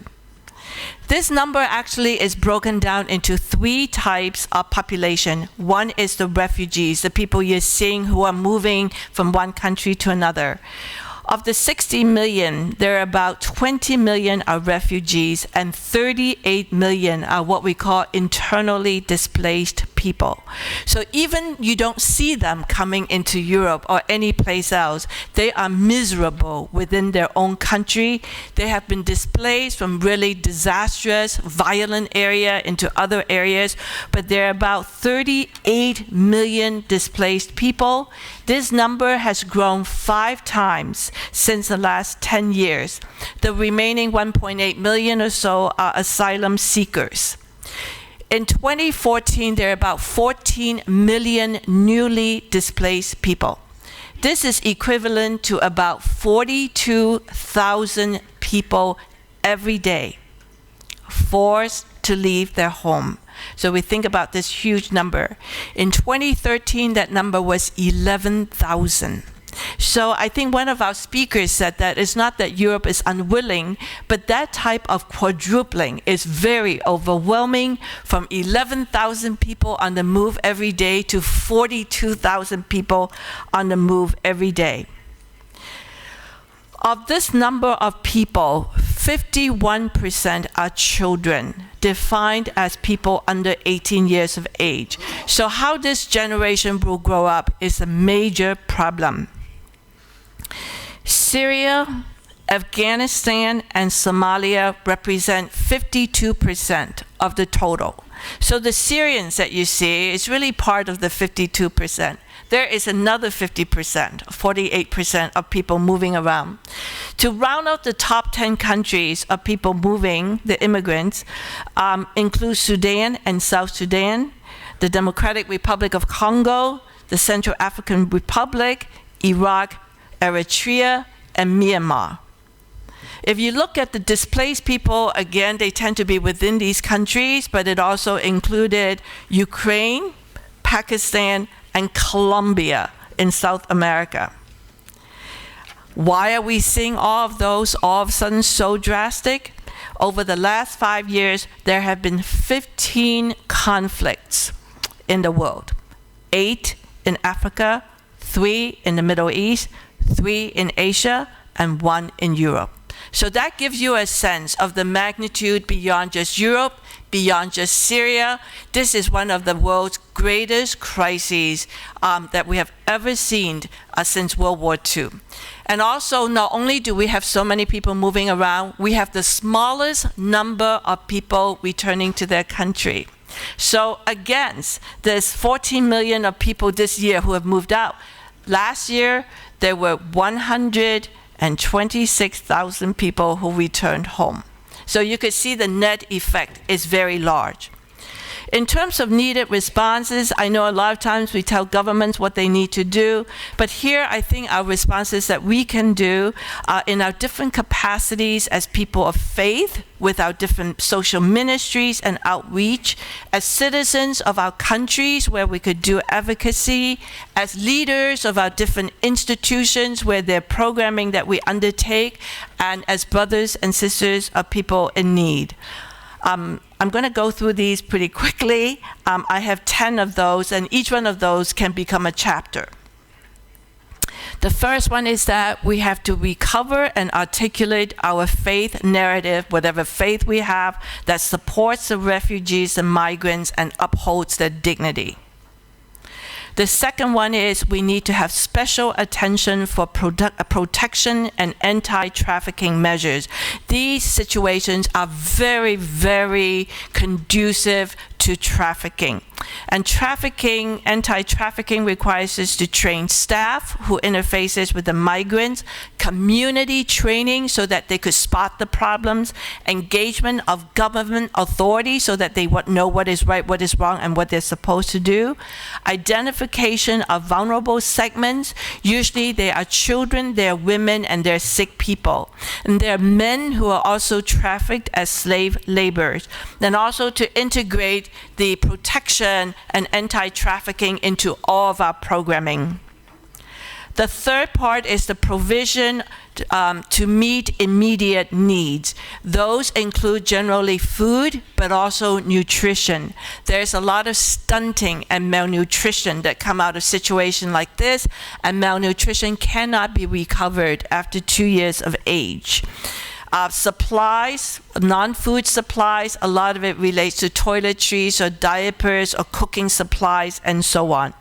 Clearly shelter, and one thing that people don't want to talk about is the absence of sanitation facilities, medical care, and medicines. People who have just a basic disease such as diabetes would not have access to medicine. And in some cases, actually prayer needs. So in some of the distribution that CRS does, we actually include prayer shawls and the Qurans. By the way, CRS is one Caritas agency from the United States. We are joined with 163 Caritas brothers and sisters from around the world in this work. The fourth thing that migrants really needed, and I think Danielle alluded to, is that they need accurate information. You could imagine when they landed in the train station in Hungary, moving to Austria, and moving further, they actually don't really know the local rules very well. They do not know their rights as refugees. They need accurate information. They need translation. Arabic is very important. They need to have clear statements of their rights as refugees, as well as other legal information, such as the dossier that they need to put together or be assisted in putting together for their applications. The fifth thing is education and psychosocial support, particularly for children. Actually, everyone needs it. Women needs it, men needs it, but they never get it. But definitely children. We find that education is very important as a protection mechanism. You can keep track of children if they are going to school, even if it is temporary school. Just a little story about in Jordan, the Catholic schools stepped up so that they run regular school in the morning to 2 o'clock, and then when the buses take the children home, they pick up the refugee children who are not staying in the camp. They come in for the second shift. Teachers stay on to teach second shift, and then they have dinner before the buses take them back. So that's one way of providing education. In some of the psychosocial support, some of you may know Sesame Street, Cookie Monster, and Bart Bernie, and whatever it is, the Sesame Street characters. We actually use those Muppets for children, for them to express their emotions. The sixth point is that we need to do a lot of capacity strengthening, and that capacity building relates to government, receiving agencies, what are they supposed to do, and border police. Of civil society, which includes a lot of non-government organizations, faith-based organizations such as local dioceses and parishes. Schools, for example, in terms of knowing how to engage migrants. We need to engage the community also, just grocery stores, for example. What do various refugees and migrants usually look for in the way of supplies? How to treat them politely, and so on. And the ability for these different organizations to collaborate. One of the things you have seen in the Catholic Church is that it's great in providing services, it's great in starting institutions, but it is not great in collaboration with other church organizations or other faith-based actors. There's friendship, but there's not necessarily collaboration. The seventh point is that we need to advocate for assistance to the host countries. Countries such as Turkey, Lebanon, and so on, Jordan, they are at the breaking point. So assistance to them and their population is only fair and just and very needed. The eighth point is advocacy to host governments, receiving governments for policies that support the migrants, and also for multilateral institutions putting pressure on governments for the diplomatic resolution of crisis. We also need to advocate for community so that they increase their sense of acceptance, hospitality, and when needed, integration. So the journey of the migrants starts with departure and transition. They go through different countries, then they go into resettlement. Sometimes they return to the home countries, and sometimes the long term is integration. Each part of these requires the communities to do different things. The 9th point is that we are very short in funding, particularly for the UN, in doing this work. Overall, the funding which is needed is funded to the point of about 15% to 35% of what is needed, and this has led to discontinuing services. So, for example, the World Food Program just discontinued food ration to 1.3 million Syrian refugees. The World Health Organization had to close 184 clinics in Iraq, and that meant that 3 million people did not have access to health care.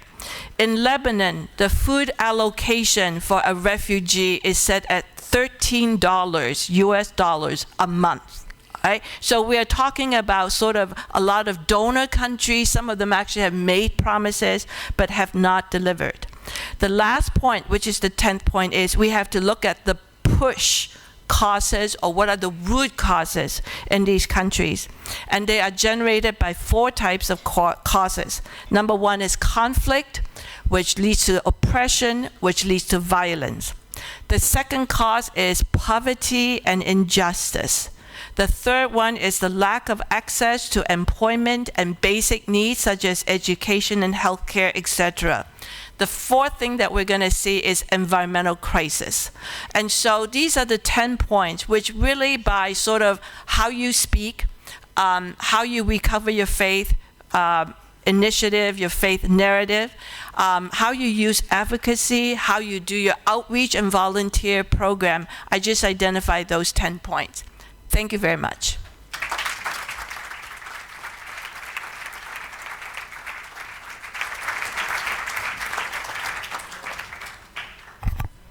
Bene, grazie dottoressa Wu. Thank you so much, Mrs. Wu. She gave us the 10 Commandments.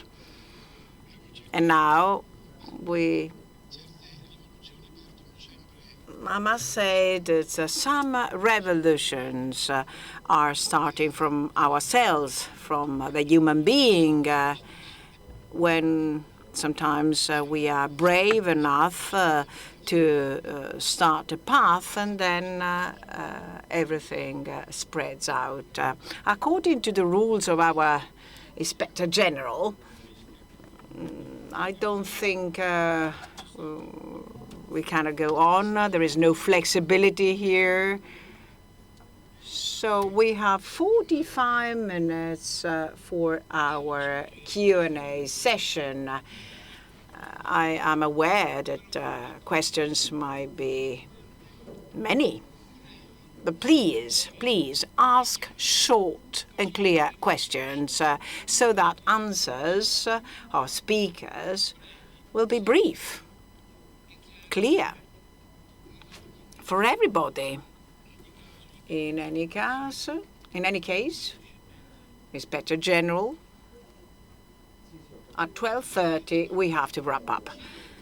So, the first question, can you raise your hand? You will have a microphone. You should specify your name, your country.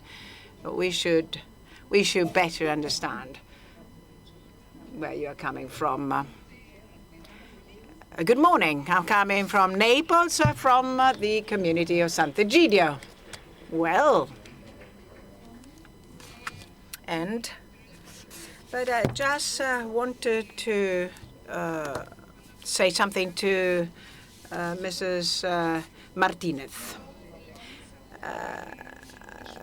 When I was very, very young, I cried in a church in Montevideo, and after 1 year of the death of Monsignor Romero. It was a time when the South Americans were dreaming of a united Latin America. And after having listened to all these addresses, I was thinking of a question, the following question. Why the powerful people, the politicians, the people that can change something, why they cannot see,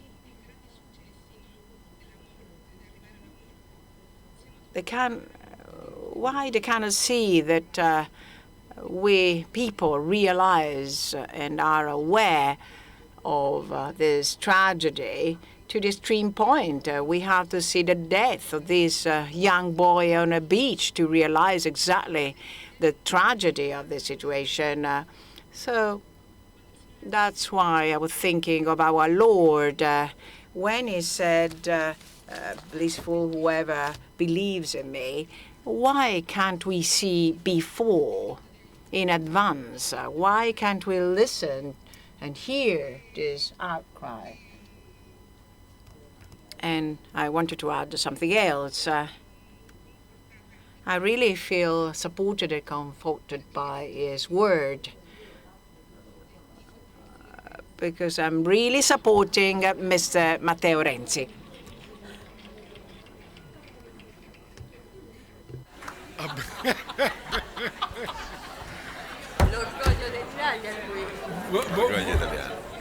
Come? Facciamo 3 domande alla volta e poi chi è chiamato risponde a seconda domanda. Do we have a second question? I'm Paolo of the community of Genoa, and I wanted to ask a question to Mr. Morcone and to Altin Prenga. I would like to thank everybody. This meeting has been really moving, opening a glimpse to the word. I'm really moved. The question is the following. After 20 years, Daniela Pompei talked about Albania. I'm going very often to Albania. I'm part of this team.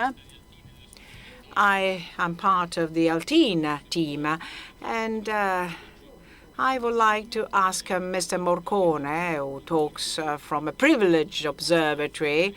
I just wanted to know more about the current situation, all those areas that are underdeveloped, although the development is quite rapid and fast, but of course there are still problems of distribution of this development. And from the Italian viewpoint, how Albanians are organized in Italy, how many Albanians are in Italy, and if they are integrated or not.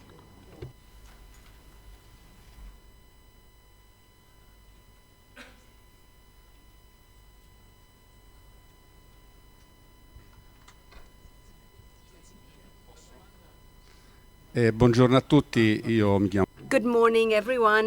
My name is Sandro. I come from the Sant'Egidio Comunità Sant'Egidio in Civitavecchia. Civitavecchia, for those who don't know it, is considered as Rome's port. We hosted many migrants in a rundown barrack. We did what we could. We are sea people, so we are very welcoming. But I would like to ask something to Prefect Morcone. As Italian, I was not very pleased by the news I read in the press, and I would like to ask you what is being done. That migrants are a business, and gypsies are a business as well. There was a well-known Roman criminal, they said in the press, that during a wiretapping, he said that one earned more with migrants than with drugs. And this is hurtful for everyone that endeavors to give relief to migrants and give strength to those who don't want migrants. And there are not very few in Italy. There is distorted information in Italy. The Italian state gives 40 to 50 euro a day to migrants, and that's the news. But this creates anger within the population. This is a simple question I would like to have Mr. Morcone answer if possible. And the other? My name is Zainab, and I am originally from Somalia, but I come from Rome. I am from People of Peace in Rome. And this is a close subject to me. I would like to ask Mrs. Pompei with reference to sponsors and with reference to the small camps scattered throughout Europe. So this is my first question. Another question I have for Altin. Thank you for your testimony, and thank you for your double shift, double job. So it means that we, migrants that go to foreign countries, learn something and then we bring it back. So we can offer development to our countries by encouraging also people to do the same. The experience you had, well, I was wondering whether any other fellow countrymen of yours did the same thing. You know of anyone who did the same thing as you did? And I would like to know whether this is an advantage for us that we can do something for our country. So I was wondering whether other people from your country did the same thing you did. Thank you. So now the answers. Who's going to start? Mr. Minister, I think you were the first one to be asked the question. And then the others. Okay.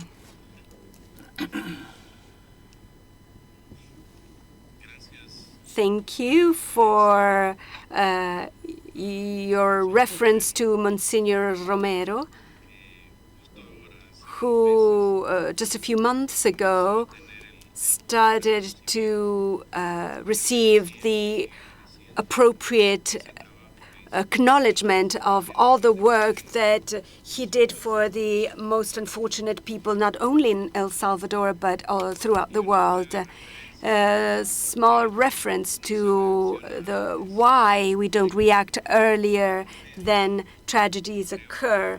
Well, I think that we were saying something in our first intervention. Sometimes we are so involved within our own spaces, our comfort zone, that we don't, we're not concerned about what happens around us. And that is why this forum is extremely important, and perhaps this could be reproduced in other countries and in other parts of the world. So it's a call to conscience for the population so that we can react before new tragedies occur, because the loss of just one human life is already a tragedy. And if we all acted the way we should, many losses of human lives could be avoided. I would just like to make a brief comment on something that we should act upon as states, and that is measures, tangible, strong and energetic measures against human traffickers, those who earn off the pain of the want of our people. They earn thousands and thousands of dollars, and sometimes they do so to leave our people marooned on the or in the desert, lost in the desert, and sometimes these people die or have a terrible situation during their journey. I think that this is something that we have to act upon, and this is something that the states should do, namely detecting them and enforce the law to these traffickers that make a living and that earn money out of the suffering of people. And sorry for taking so long, but I just wanted to make this comment.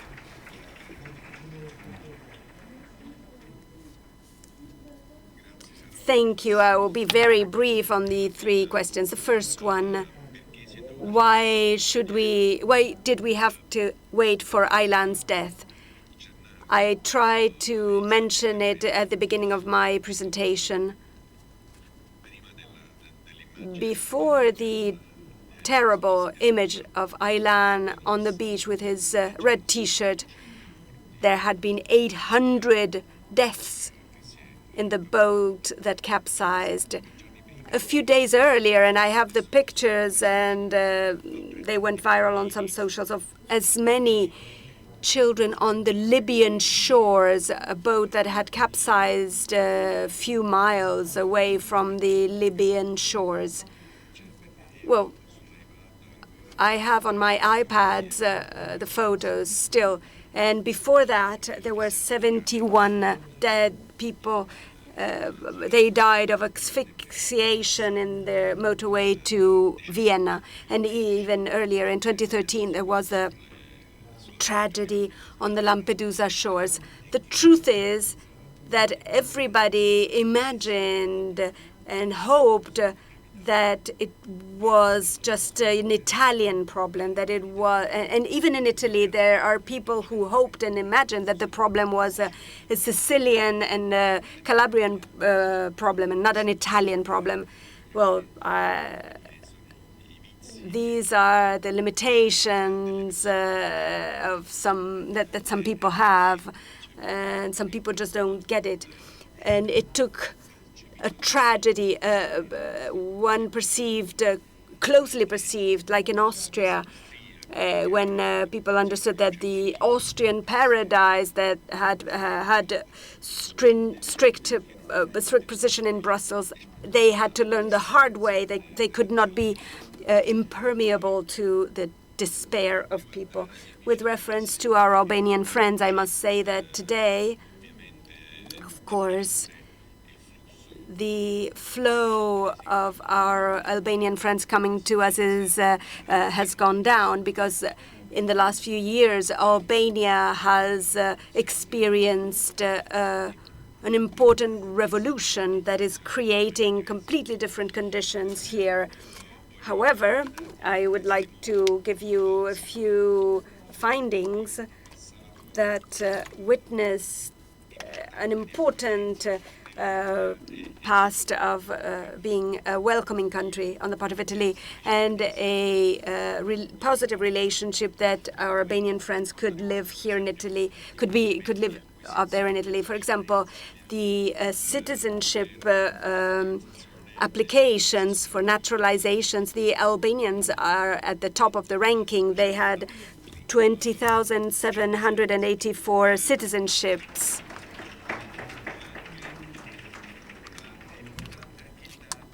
And there's an even more important finding than the citizenship obtained by marriage. So Albanian citizens who married Italian citizens. So they're not, Morocco is ranking first on the marriage citizenships, and they are second ranking with 1,542 provisions for marriages. Are these valid marriages? There was a question. They are valid marriages. And as the Cardinal knows, on the regulation of citizenships by marriage, there has been a series of innovations that always check upon the persistence of the living together. So we are checking up on people. And the third question, the most delicate question, we have to dispel any fear of hypocrisy. We have to make things clear on this, because faced with such huge phenomenon and the response that Italy gave with great dignity, I repeat, we cannot do like it sometimes happens in our countries, in a political debate. The lives of people are used for political purposes.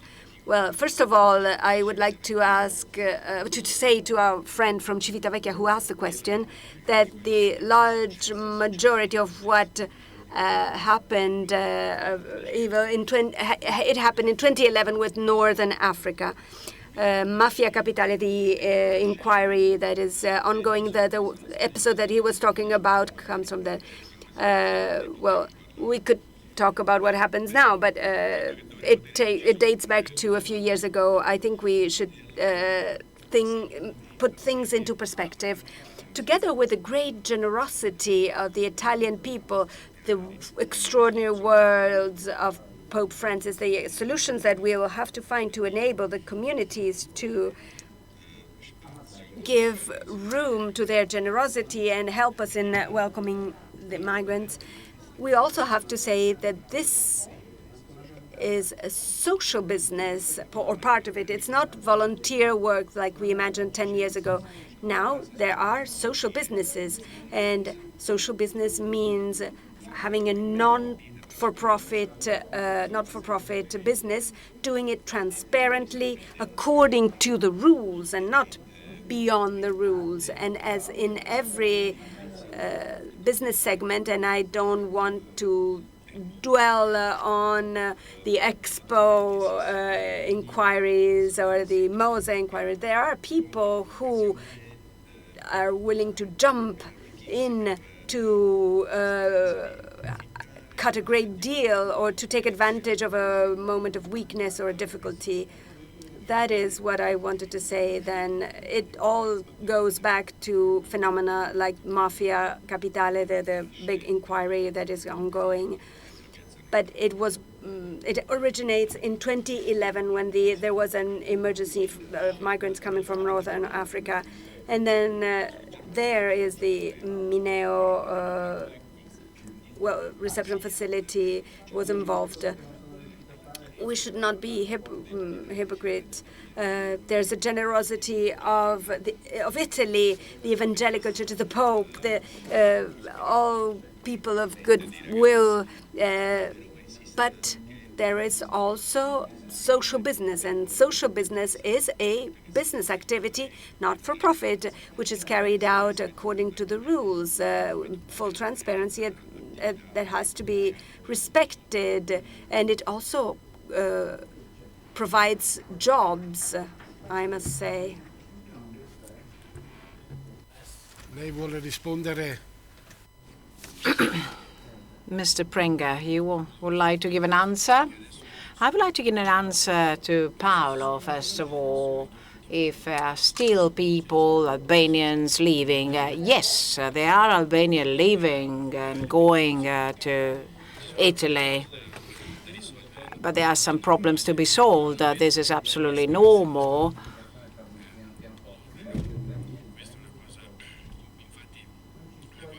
But something I like of slow food is the example. You cannot solve the problem of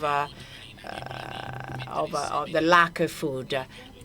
It's important to seed something. There are the gardens in Africa as an example. Yes, there are some gardens, fruit gardens, that are giving some fruits. But this is a positive initiative. The solution lies in seeking sources of income in the origin countries. And then I don't remember her name, Zena. She was asking a question to me.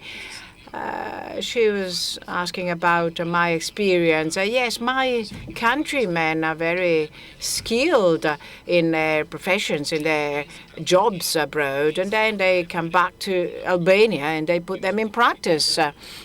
Some jobs like a brickworker or a mechanic are highly needed, but a business, an enterprise is a different thing altogether. Sometimes they go back, but I would like them to go back and really put in practice what they learned. Some people are really thinking of importing water into Albania, but we don't need water in Albania. You cannot sell, for example, a bottle for €2 when a waiter has a wage of €4 a day. Therefore, we should dispel this myth. Thank you.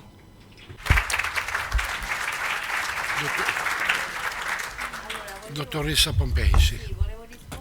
Mrs. Pompei? Yes, I wanted to give a reply to Zainab. We were talking about sponsors. Why sponsors? This positive example I was hinting at before, this answer from the civil society and from citizens themselves. So many citizens really took part in it, coming from all different areas from Italy. They just said, yes, we want to help. The Cardinal was mentioning before the example of Naples families willing to give hospitality to these people. So we should think how to channel all these needs to give everybody the possibility to help. Canada has been tapping into one of the efficient tools, for example, working in cooperation. I started to know Eritrean people.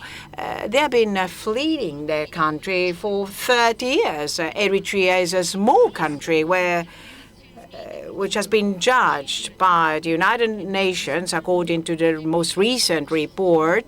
Eritrea is deemed to be one of the countries where they commit crimes against humanity on behalf of their citizens. They have been migrating for 30 years. They were going to the United States and to Canada. How in Canada? Well, they were pooling together in order to sponsor these people, maybe all the refugees, with the guarantee of 1 year. Why can't we use this type of instrument in Italy? Why can't we put it in practice? This is very simple, very straightforward. The evangelical churches might give an ecumenical answer. Some Christians can pool together, gather the money, and maybe they can draft some reports, and maybe they can pay some visits. They might choose the most vulnerable people. They might give the possibility to enlarge these quotas. They're under debate. But the parish church, the civil society, they can be considered as a guarantee. Maybe a path should be followed. I'm dealing with that child, with that family. They might become my family or part of my family. This is something that can be put into practice. We are debating it. Let's start, and then we'll see how it goes. We have this law in Italy, but this law has been abolished. We had that law. Are they asking for economic guarantees? Yes, we can ask for it. This is feasible. And then we should work at a small field level. Some refugees don't want to stop in Italy. They don't want to live in Italy. Syrians, because they have some relationships or other people they know in Sweden, in Norway, or maybe Eritreans, or maybe Afghans. I see my Afghan friend, he chose Italy intentionally. Well, why can't we ensure some stops, some hotspots? I think we can organize some reception conditions, maybe some facilities, some centers. In the refugee camp in Tiburtini, the average of stay is 3 days. But in 3 days, they really can wash themselves, they can have decent food, and they can recover themselves. So because all this traveling is very hard, it's full of hardship. And I would like to give an answer about the image. Why we realize it so late about these tragedies? There are some specific moments in history where God puts his hand. If men are not capable to stimulate, to spur the conscience of people, maybe God is helping us. And this is the intervention of God. The photographer said, maybe I was born just to take this photo. That's why I was talking about an icon. Icons are so important for Christians. This is a current icon. The child is there in our minds. And then, in addition, we gathered the photos of the 300 plus dead people in Lampedusa. We have to take pride in these small events. As a believer, I think I should really convert my heart. I cannot say, well, I've done it, I already done it. No, I have to take pride in it. I should be happy about something every day. So 2 icons here, the image of the tragedy of that child, and the icon of that policeman that held the child in his arms in a sweet way, in such a tenderness. Well, that hug, that tender hug is really, really moving, heartbreaking. So that's why God is really intervening in history, and thanks God he does it.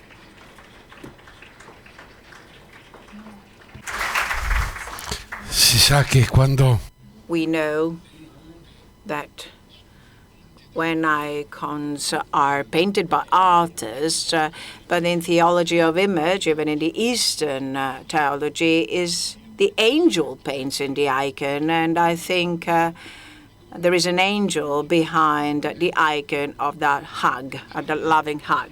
Thank you.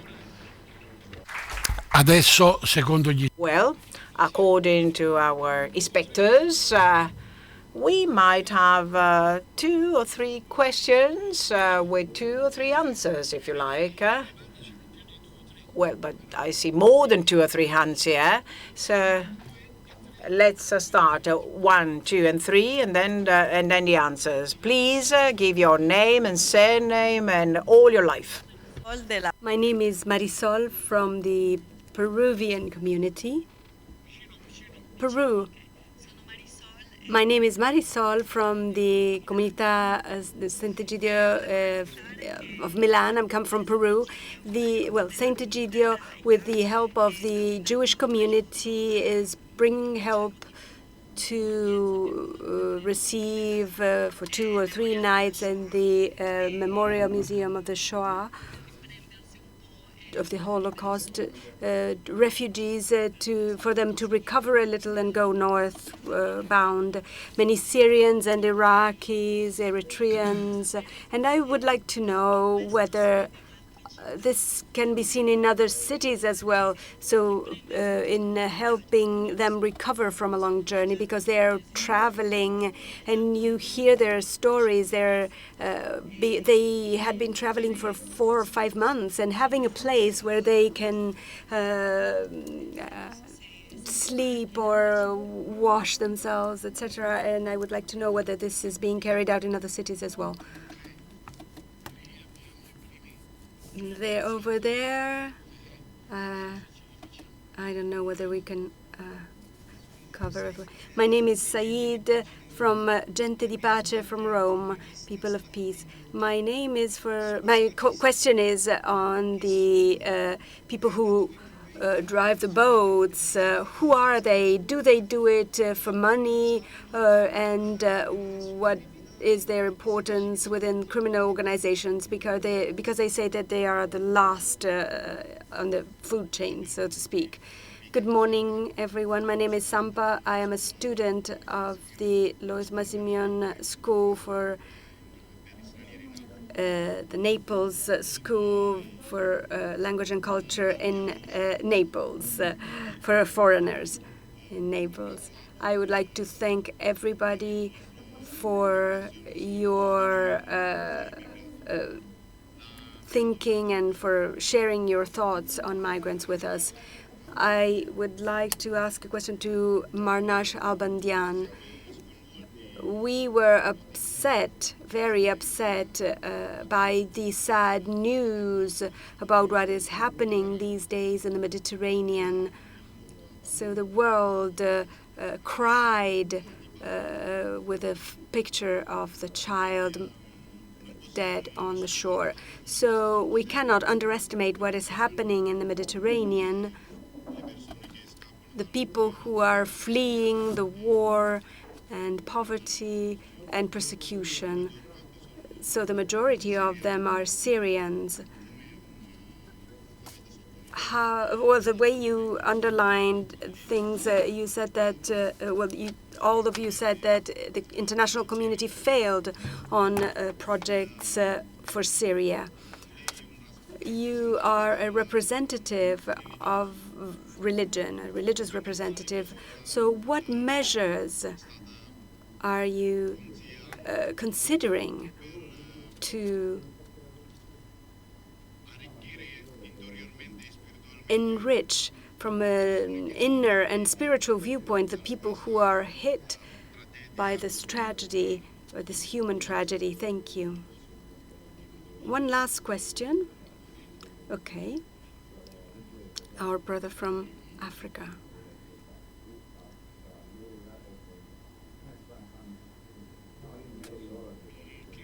My name is Abdul Bousso. I come from Senegal.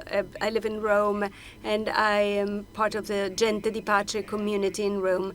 I would like to ask why they don't talk about the Syria's neighboring countries in the Middle East. They could have helped, or you could have gone to the United Nations to ask them for sanctions for the people who don't accept the quotas, because all the regimes could go to these countries. They have the economies to help the Syrians. Good. Okay. Unfortunately, we don't have any further time for questions. I take the liberty to ask Dr. Jourchi to intervene, and then to the others to answer the questions that were asked to them. Thank you. Closer to the microphone, please.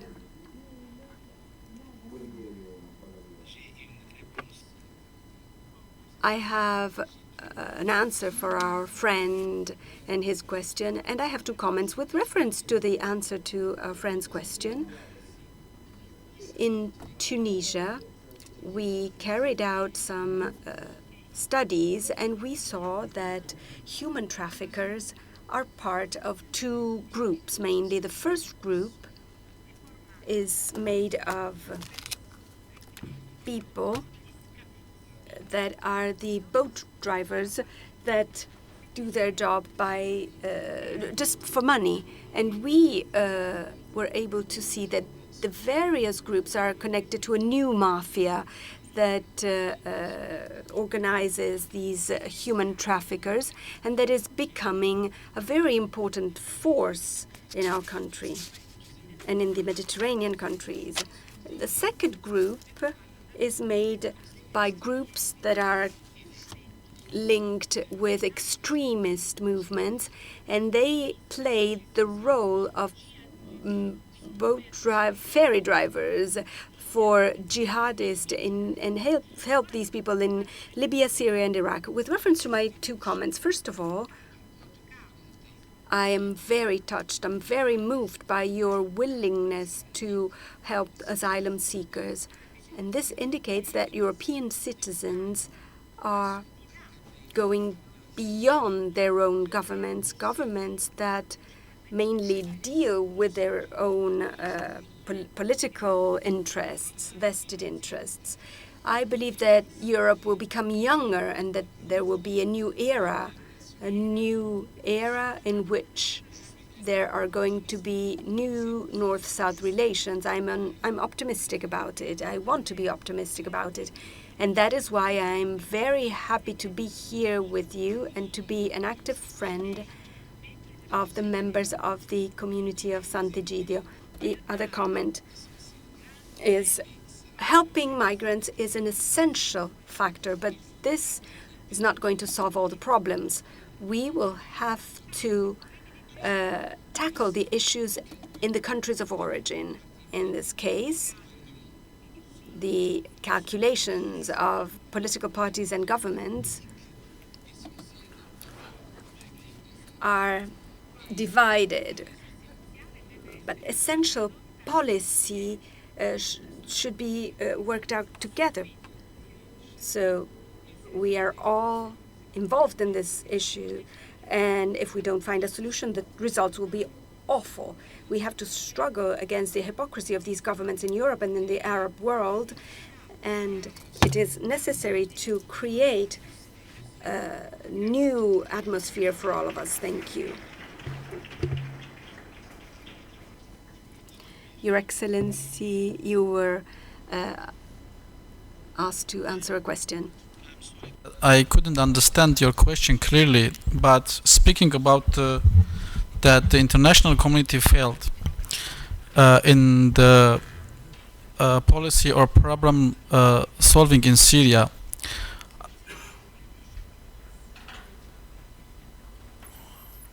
This was the question, yes? La mia domanda è... My question is, we have understood that to stop this war, the international community failed.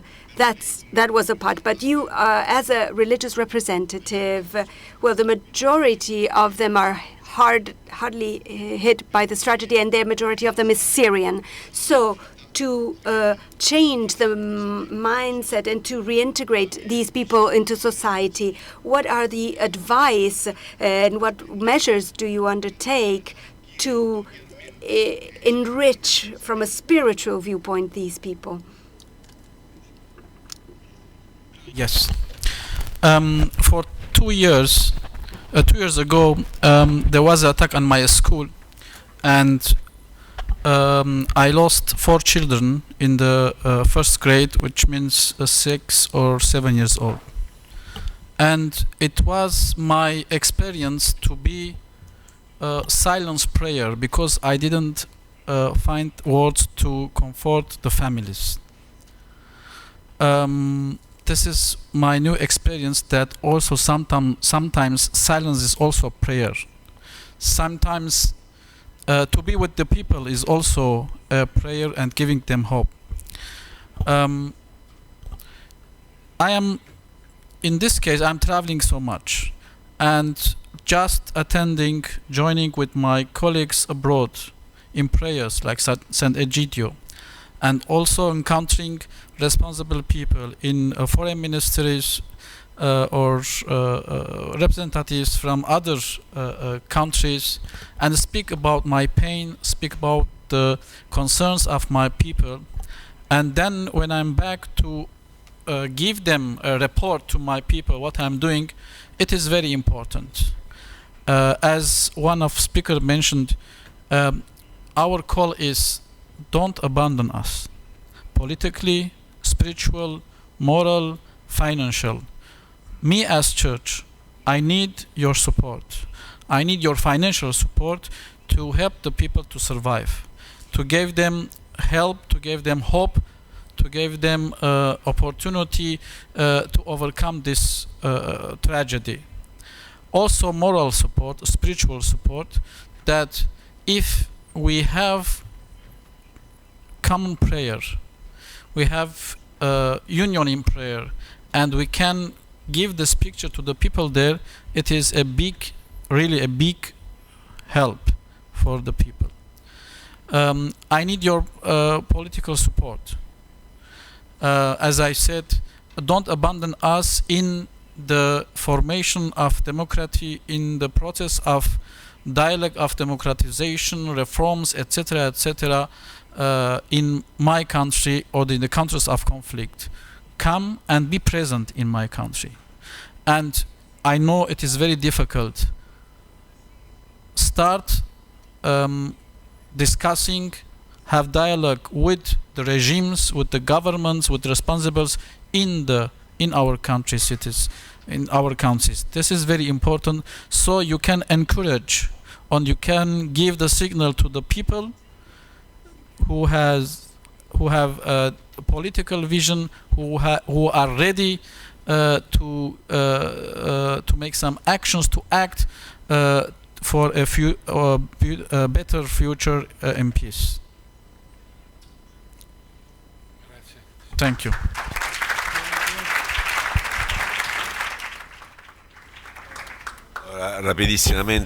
I'll be very quick. I'll give an answer to my friend of Milan.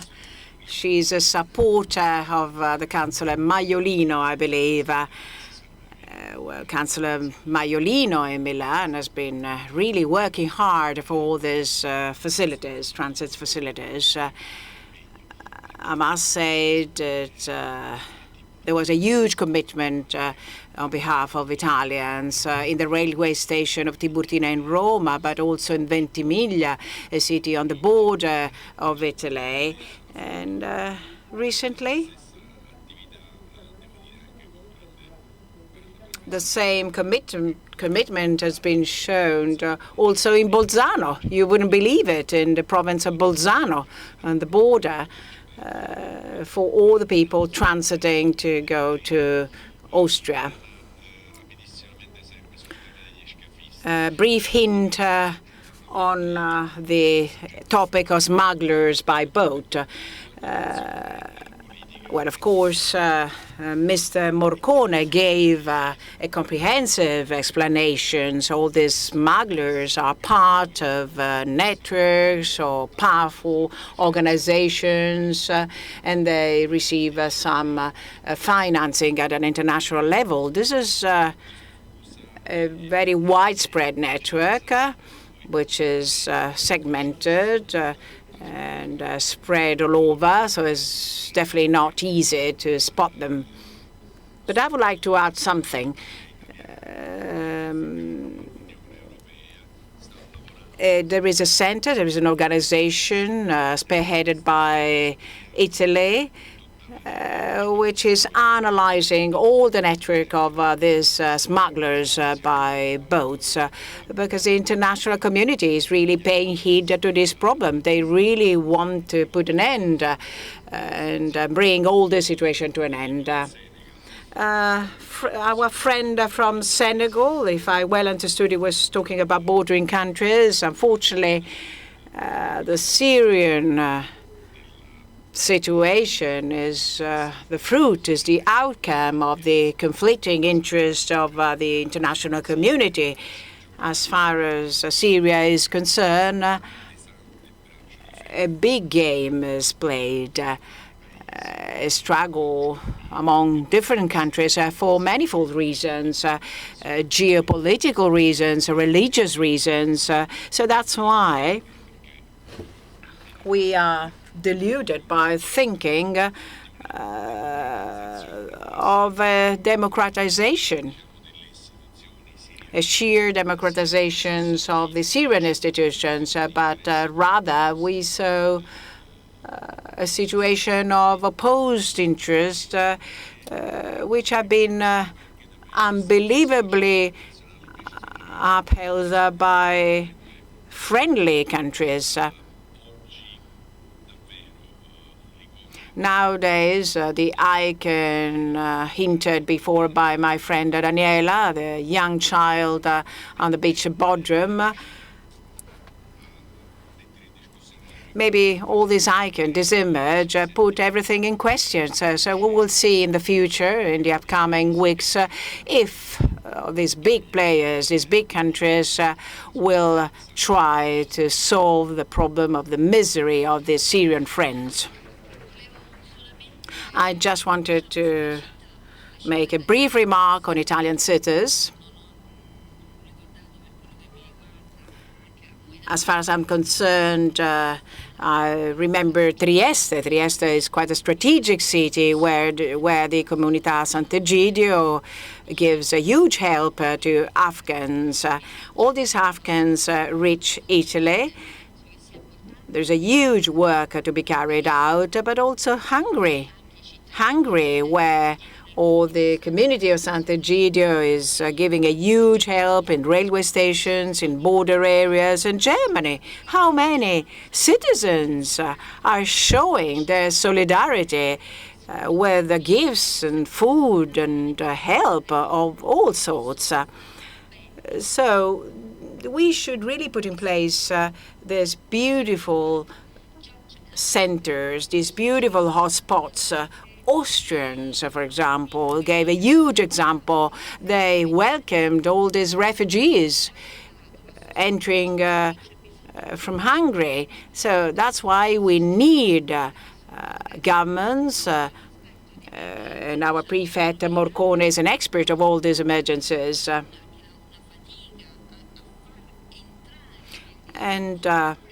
It's important to bring all this issue to the public arena. All these people transiting, all these people just traveling through the borders in Italy, they are not asking anything specific in Italy.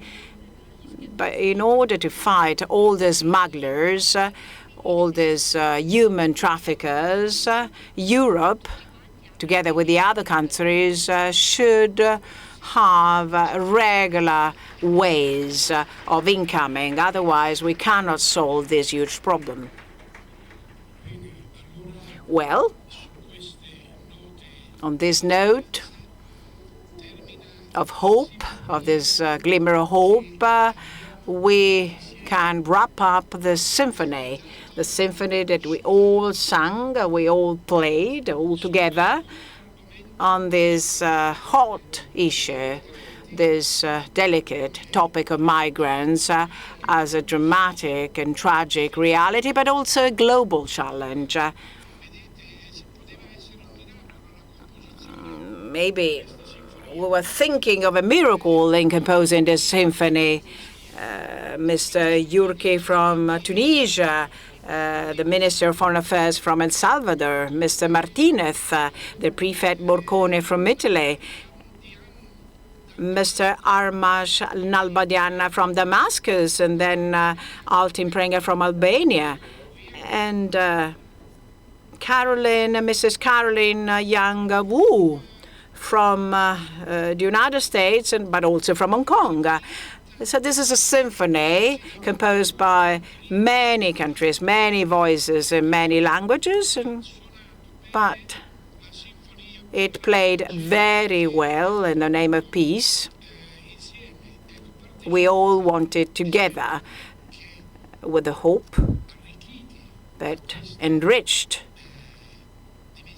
by this new dimension, this inner and spiritual dimension of all of us. We might be bearers and missionaries and builders of peace in the name of solidarity and universal brotherhood.